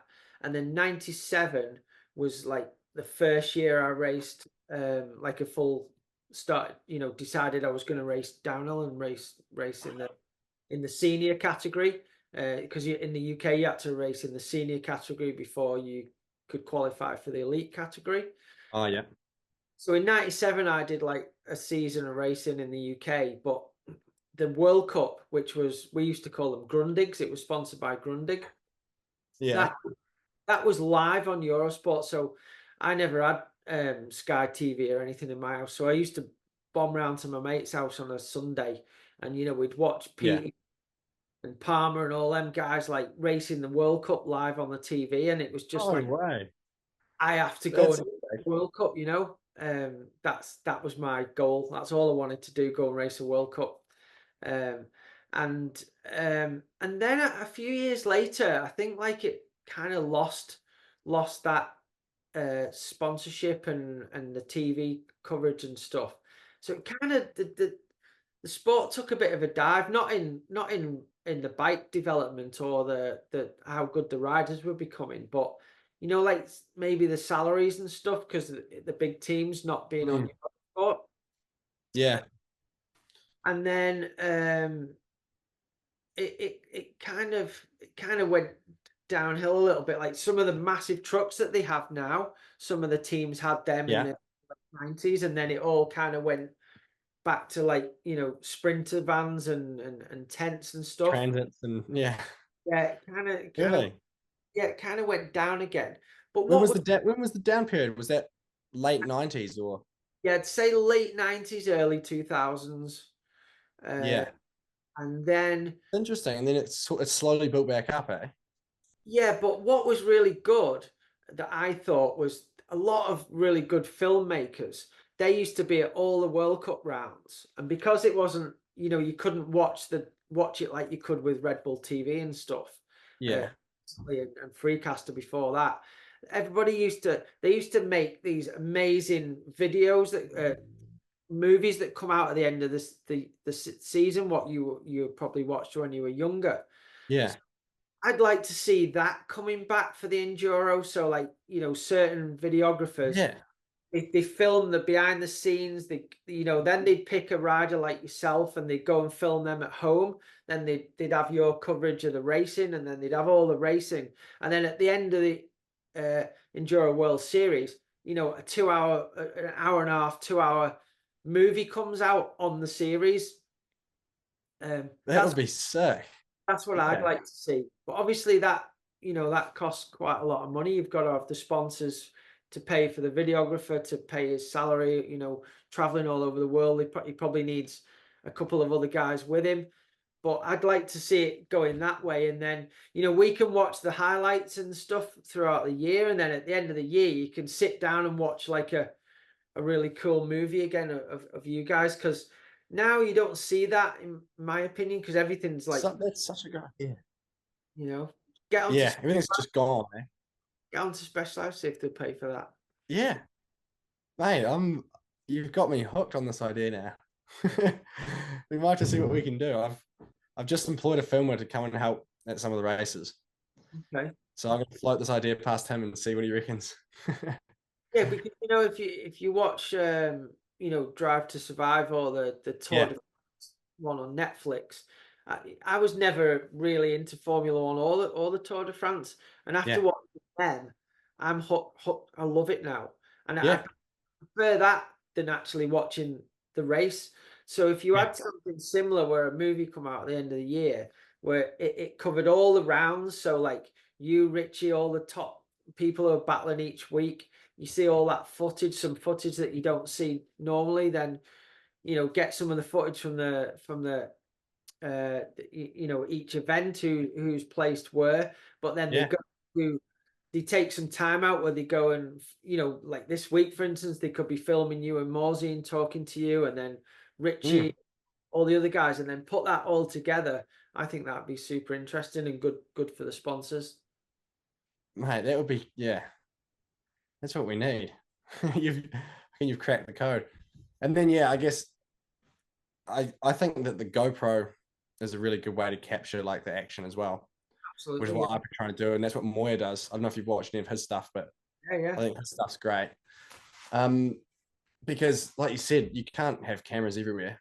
We're off in the hills all day, so there's a camera on our head. That yeah. camera does the whole course with you. So Yeah, it's brilliant, but yeah, I think if you had you've got all that footage, and then if you've got some videographers, filming sections of the race of you and all the other top riders, Mm, stuff that the cameras aren't picking up. The videographers know where the most exciting sections are, so they can film those yeah.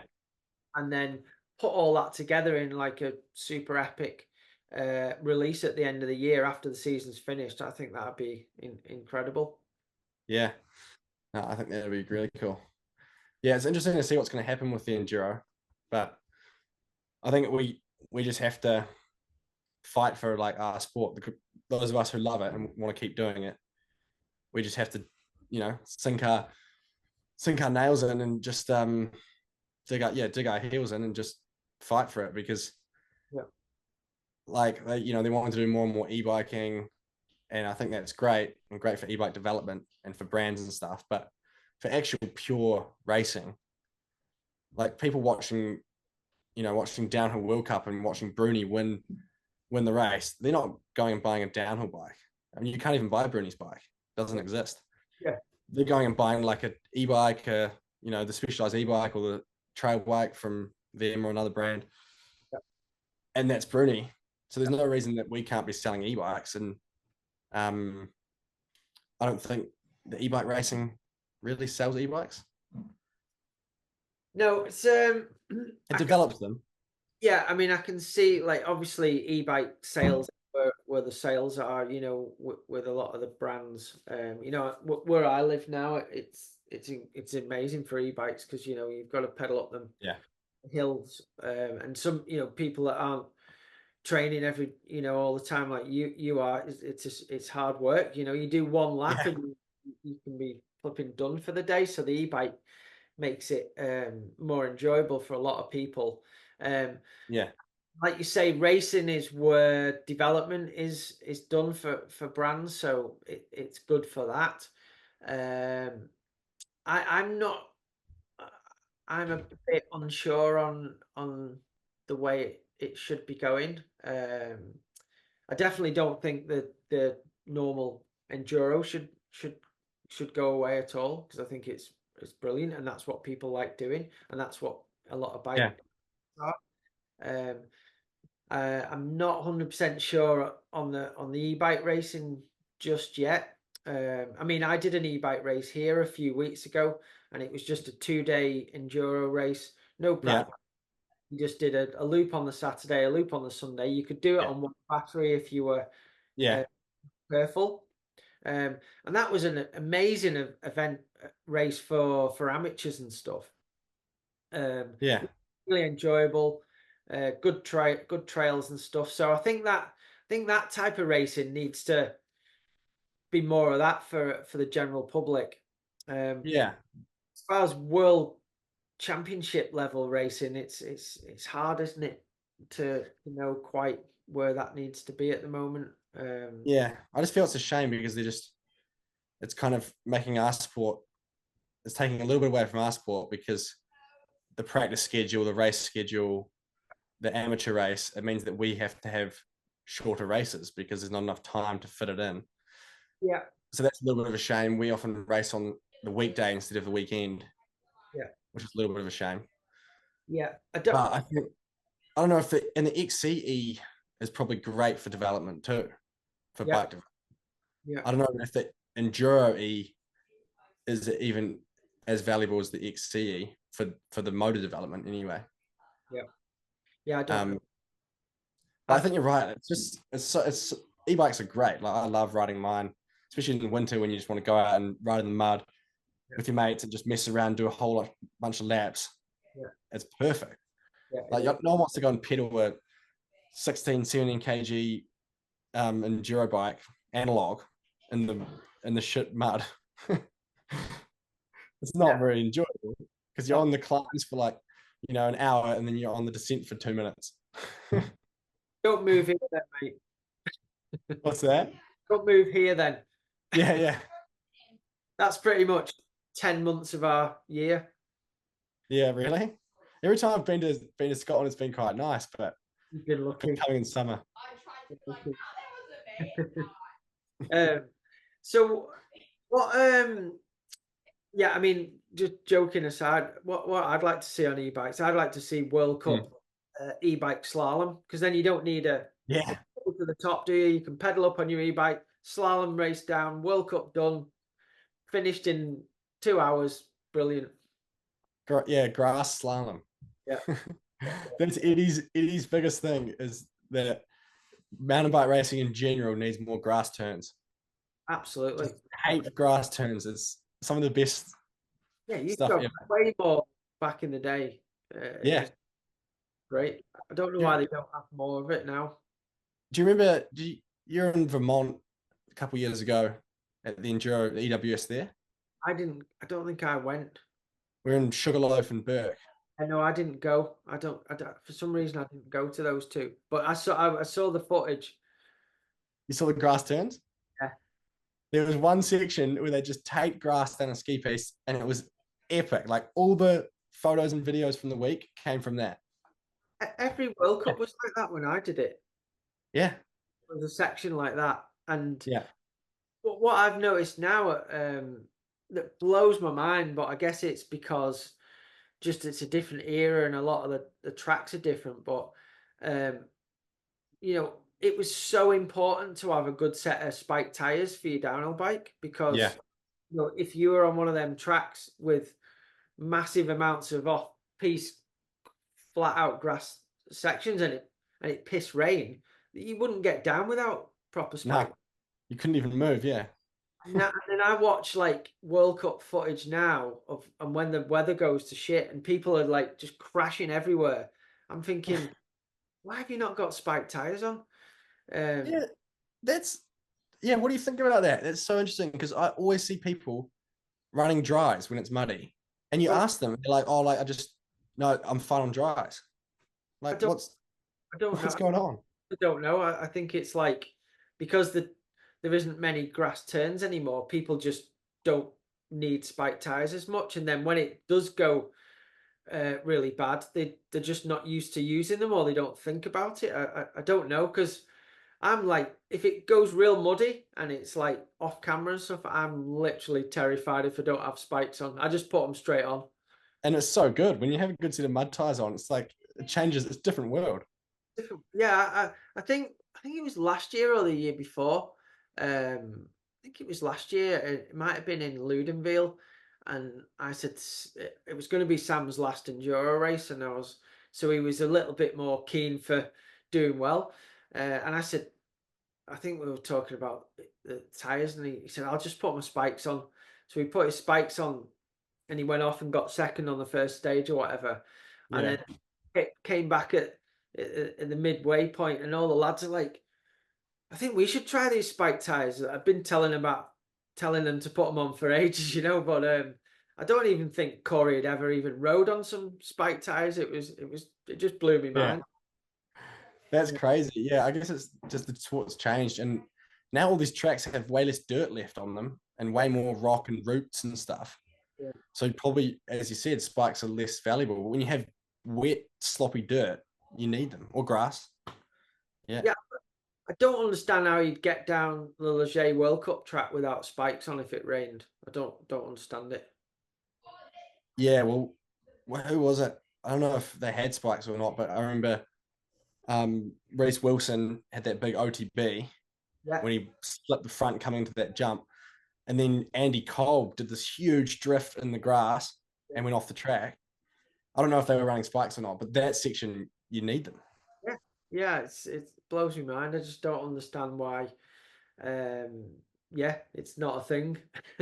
Yeah.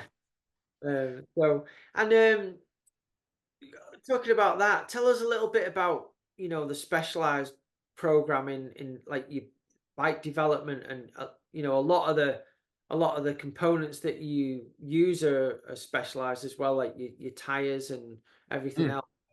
How come like how come like the gravity team are on like full um bikes that you can't buy for the downhill, and yet you guys are on stock bikes that you can buy?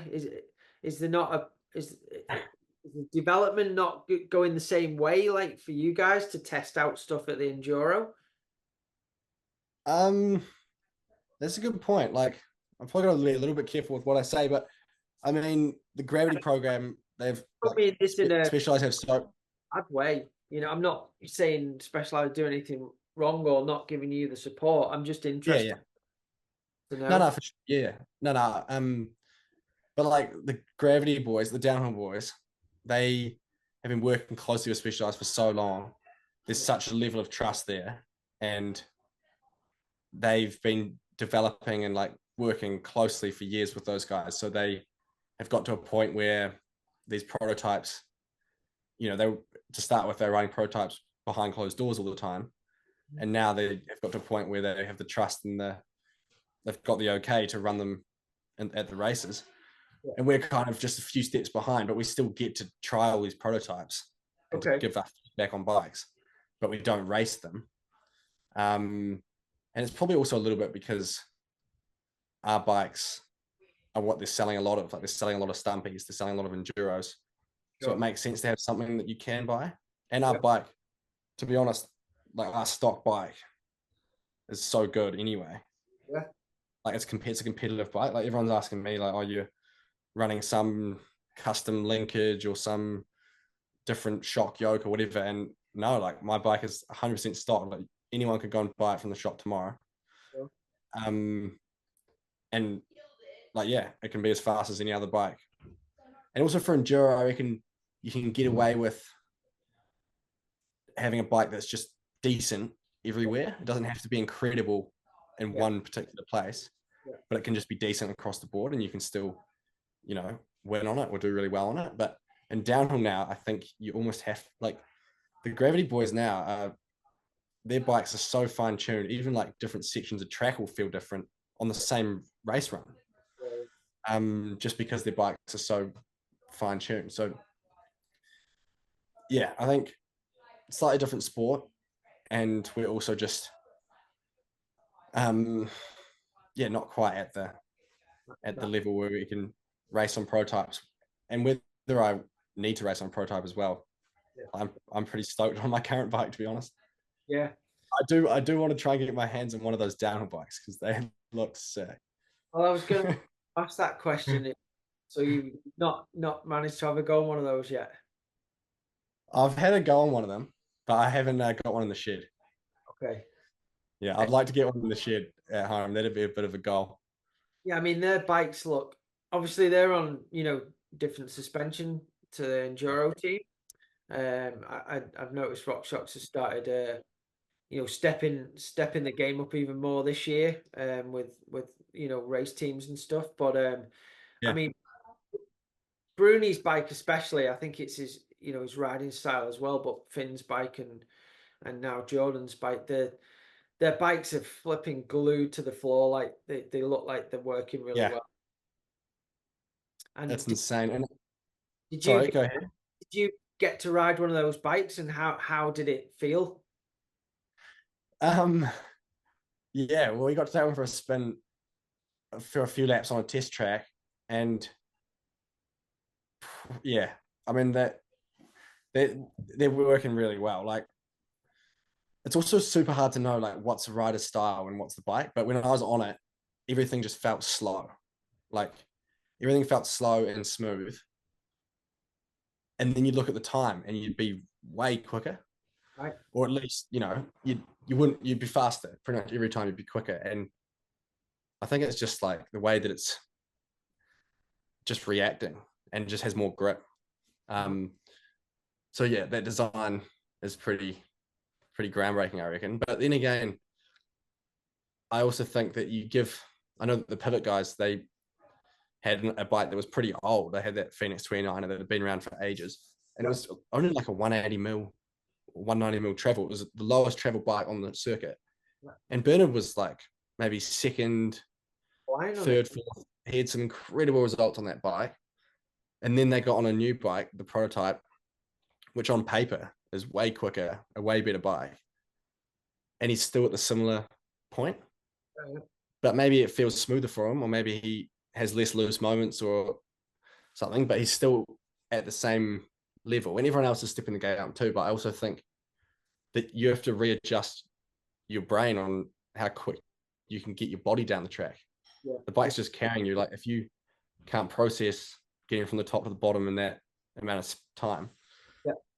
then it doesn't matter if you have an incredible bike. Like you probably put Sam Hill on, some 26-inch or 27 and a half bike. And same with Richard. You put these guys on an old bike from 5 or 10 years ago, they'd probably still be top 10. Yeah. Like Yeah, I it's mean, just it's just the level of riding. And Bruni, like you said, his bike looks mint, but I think his riding style is also like a huge part of that. yeah, definitely, definitely. Um, but what I mean, what's incredible uh, at the moment is, the amount of work that's going into these downhill teams and the bikes Mm. setup and stuff because, of the close times in the racing. It At the moment, the times in the enduro are closer than the downhill after you've done 20 odd minutes of racing. I Yeah. mean, it's insane. Like, Yeah. How does that work? I don't know. It's It's bonkers. so weird. Yeah, So I think in Poland, in the enduro, there was a tenth of a second between us, yeah, and we were racing, say, 25 minutes. yeah, The downhill was raced 4 minutes or 3 minutes, and there was just less than a tenth, like maybe 0.6 or 0.06. yeah. So it was almost the same time difference, but we'd raced 5 times or 6 or 7 times the length. Incredible. And everyone's like, wow, the downhill race was close. And I'm like, yeah, like that was close. But it was closer in the enduro when you compare it. Yeah, yeah, insane. It's so good to see the level and how much you boys are pushing each other. Um, so tell me this. Would you say end of this season, Charlie Murray's won the World Cup overall in enduro. Specialized come to you and say, "Brilliant stuff, that Charlie.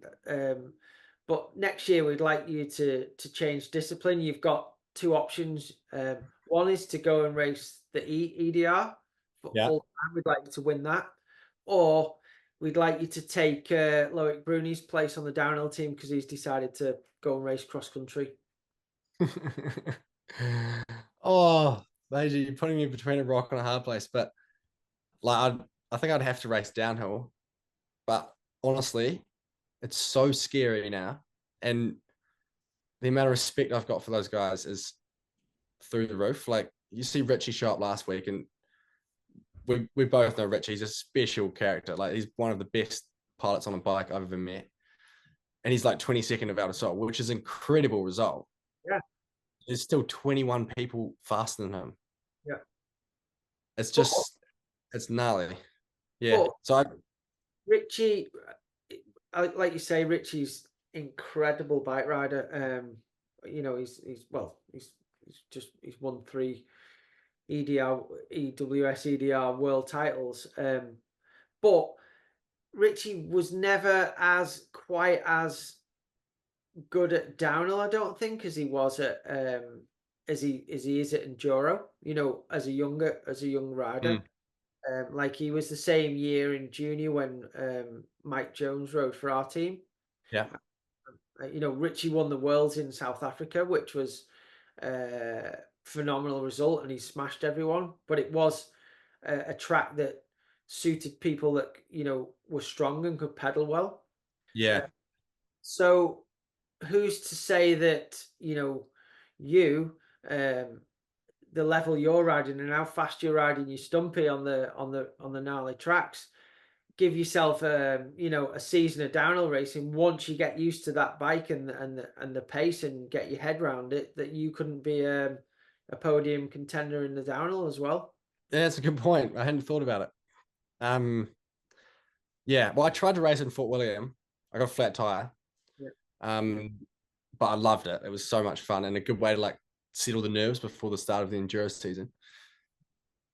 But yeah, I just think the worst part about downhill is standing on the side of the track and watching people come past. yes, don't Because do the that. ground shakes, you see tires slipping around. It just looks terrifying.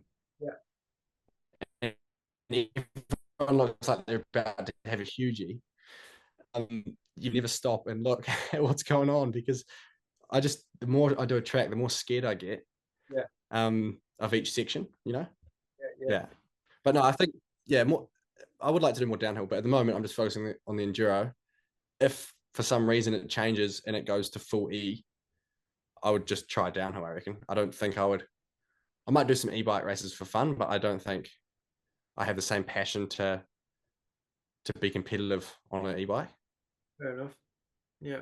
Yeah. And, and do you think that outlook could change if, say, in the future, um, they got away with the power stages and enduro went full e-bike, all the best enduro riders in the world went you basically doing the same thing, but you could have a few more stages throughout the day, maybe a few more downhill stages, and the e-bike was just used to transport you to the top of the stages. Do you think that would change people's mind? Yeah, it's a good point. I mean, I've done a few of these e-bike enduros.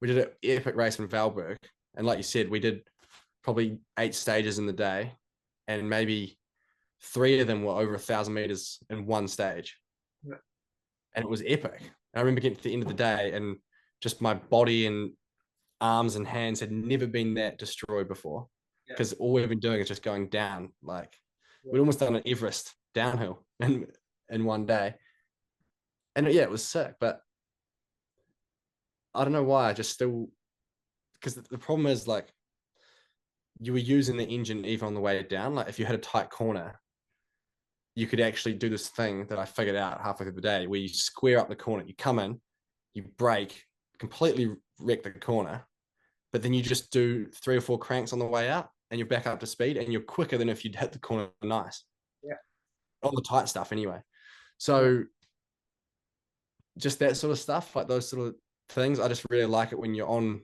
an analog bike and it's all just down to you and your strength. yeah, But but to come at your question, the power stage, I think, takes away from what it could be, yeah. I do. because it doesn't really make sense. And then, like, we don't actually know who's the best Yeah, technical gravity rider. We just know that this person's really good, but they also are lightweight and they had a good time up this hill, this random technical hill. It should be separate. yeah, yeah. I think they could have some big stages where you've got a climb in the middle, which Yeah. make like similar to that stage that you guys raced in Litwil, where you had that horrendous sprint up that 30-second vertical bit after you'd What gone. Canazay or Canada, yeah, Latwin? sorry, Canada. Canazay. Yeah, that was horrible. Yeah. Stuff like that for e-bike could make it a bit more Yeah. um, fair because everyone would be going at a similar pace up that hill then. Yeah. Exactly. And you still have it within a stage. Whereas when you just have, like, whatever it is, 100 meters or 200 meters of technical uphill, Yeah. it doesn't relate to the No, gravity racing. I agree, mate. I agree. Mm. Um, I don't know. It's a good question. I haven't thought into it. At the moment, I'm just kind of against e-bikes because I feel like it's just taking away from what enduro could be. yeah, Well, I'm not against them. I just don't want to make the transition myself. fair enough. Yeah, I think they're a great tool and they're so much fun to ride. And I think it's cool that the racing develops them. But I just think that enduro in its current format is better as analog as opposed to E. yeah, yeah. Um, yeah, anyway, but I don't know if I could fill Bruni's spot on the team. Who knows, mate? I mean, probably a few years ago, you might not have thought you'd be a challenger for the EDR overall and winning World Cups. So you're obviously a True. super talented bike rider. So don't put yourself down. Yeah, no, good point. Yeah, you never know. Yeah, Well, maybe we'll see. Maybe this off season I'll get on the downhill bike a bit more and try again at Fort William. like to Fort see. William, Fort William's epic. Like I'm half Scottish. My dad's a Scot, so I've always wanted to race there, and it's just been on the circuit for so long. It's such an iconic track. Yeah, So to go up there and to actually ride it, even just the first lap, I was just grinning ear to ear coming down. I was following Plinky, yeah. and yeah, it was so much fun. Brilliant. That's great to see. Well, I hope you get to do that again on Yeah, on a bike like Bruni's. yeah, yeah. That'll be the dream. I'll talk to some people this summer and or this winter and see if I can get one of those at home. Great. So what? I think I Sorry, go ahead. I was just gonna say, I just think the hardest thing about those bikes would be setting it up because every part of the bike has about 5 or 6 different settings it can go in. Yeah. You know, like you can adjust the swing arm here and the shock here and the headset here and the arch between the sway bar here and whatever it is. I I wouldn't even know where to start. I'd just probably recall like Bruni and just plug in his settings.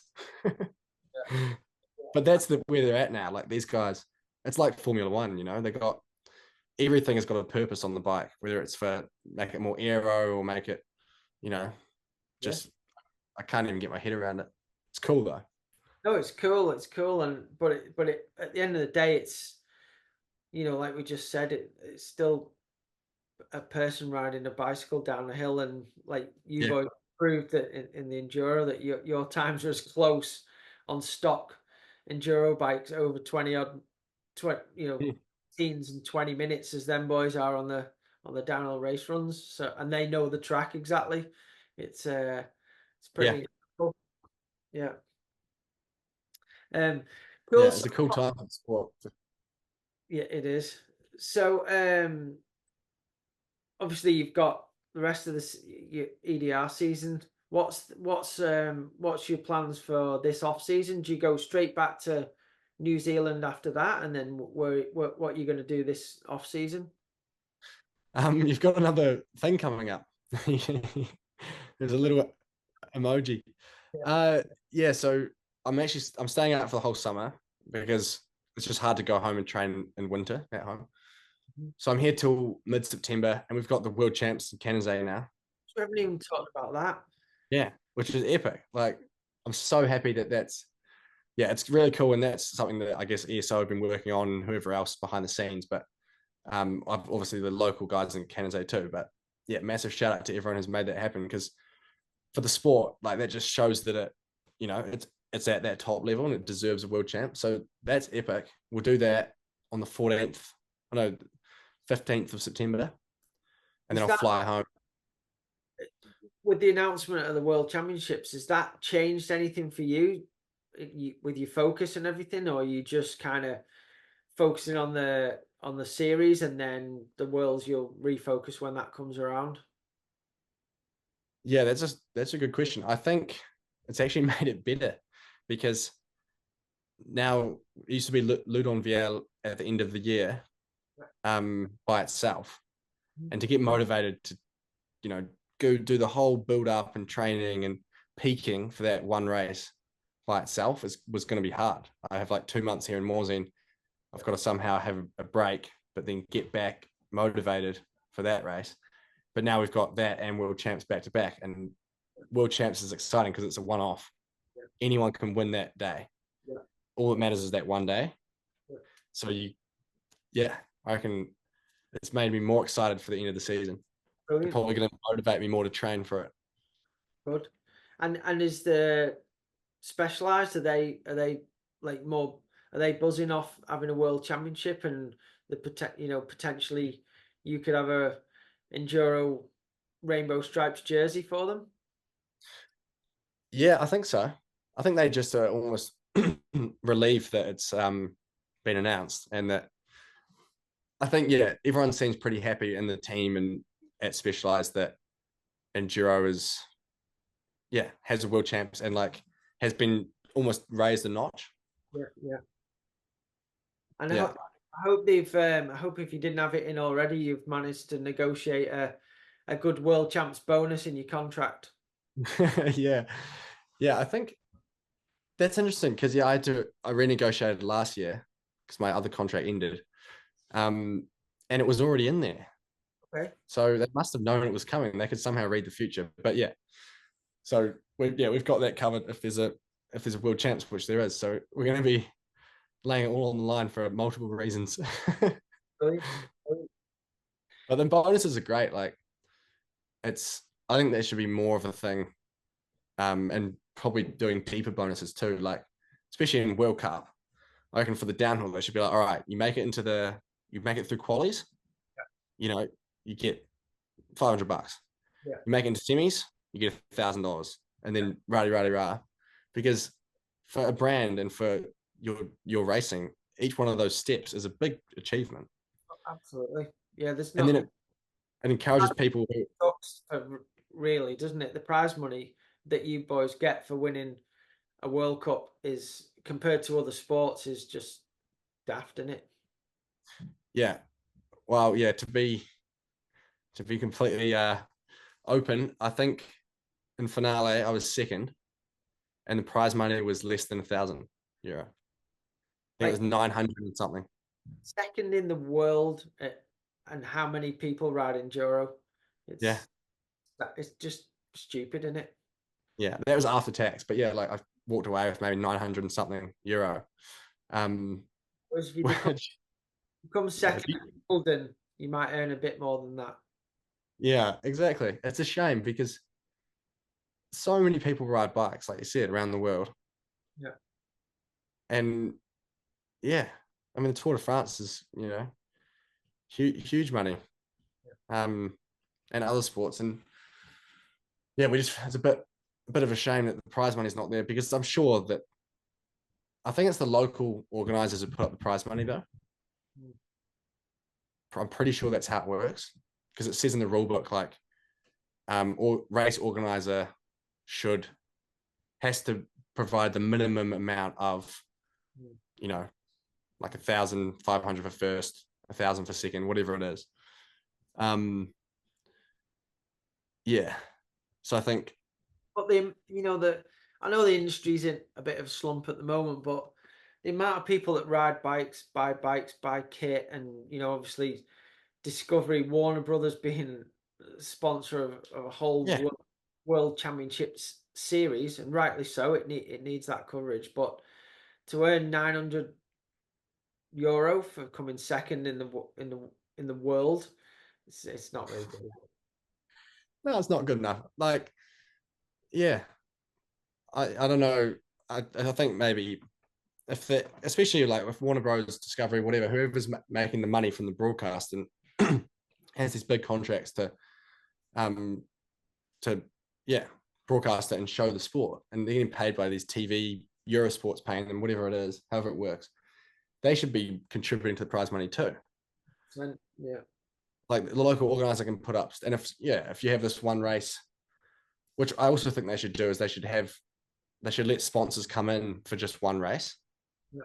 yeah, Like you go to a golf tournament, and it's like every tournament on the world tour has yeah, a different main sponsor. It's like the Rolex, yeah, Scottish Open, and then it might be the you know yeah, Callaway something in Cran Montana, whatever it is. Like these, and or some random third party like Oracle or something will come in and sponsor an event. If we had that, then we could go to the Canazay World Cup, yeah, and that could be notorious for having like a 50 grand prize pool. yeah, yeah, And everyone would be like, yeah, Canada World Cup, like you got to hit that. It's like tennis. All the events, even on if you go on the website, like they show the different prize money. It's like, okay, this is a $20 million event. This is a $10 million event, and the pros just pick and choose which ones they go to. And yeah, yeah, then it means that events have to raise their game to get more pros to come. yeah. So it just benefits everyone. Yeah, definitely. I mean, the the the the races that have the world's best riders, it should have big prize money, in my opinion, for sure. Yeah. Yeah. So I don't know But what we do, Paige, but we got to keep fighting for it somehow. yeah, yeah, definitely. I don't think there's too much I can do right now at the moment, but you boys need to yeah, keep fighting for that. Um Yeah. definitely. Well, um I wish I was going to be able to make it out to the next round to watch, but I'll definitely be able to hopefully catch up with you in that week of Leger World Cup. Um, Yeah. Let's hopefully, do it. That'd be great. hopefully Yeah. after another win. Uh, That's the goal. Yeah. so Yeah. We're going to get back on the bike yeah, maybe on tomorrow or maybe Tuesday, and yeah, hopefully the body's feeling good. I've been on the road bike, So yeah, we'll see. But it's different. I'm feeling way better than I was in Leo Gang, so it's it's good. Cool, cool. Well, thanks very much for coming on. I really appreciate it. And it's been really nice to have you on and chat to you. And again, congratulations on everything so far this year. And I've no doubt that you're going to be challenging for that overall World Cup, World Championship, and World Cup overall this year. So keep it going, mate. And yeah, thank you very much. Thanks. Yeah, thanks for having me. It's always a pleasure to chat, and hopefully we can do another one, you know, later in the year or next year. Well, tell you what, we'll make a date when you've won one or both of them titles. All right, sounds good. Yeah, perfect. Good Brilliant. deal. Well, best of luck for the All next round. right. Hope everything goes well, and I'll see you soon. Yeah, thanks, mate. Sounds good. Safe travels. Cheers. Thanks, mate. Bye. So, Bye. Well, I hope you enjoyed that episode. I thought it was really interesting talking to Charlie there. And please like, comment, and subscribe if you like the podcast. It keeps going. Don't forget, we've got t-shirts available now. So if you want one of those, please buy one of those and support the channel. And thank you to Liquid Death for keeping us hydrated. And until next week, have a great week, great weekend. See you all soon. Cheers.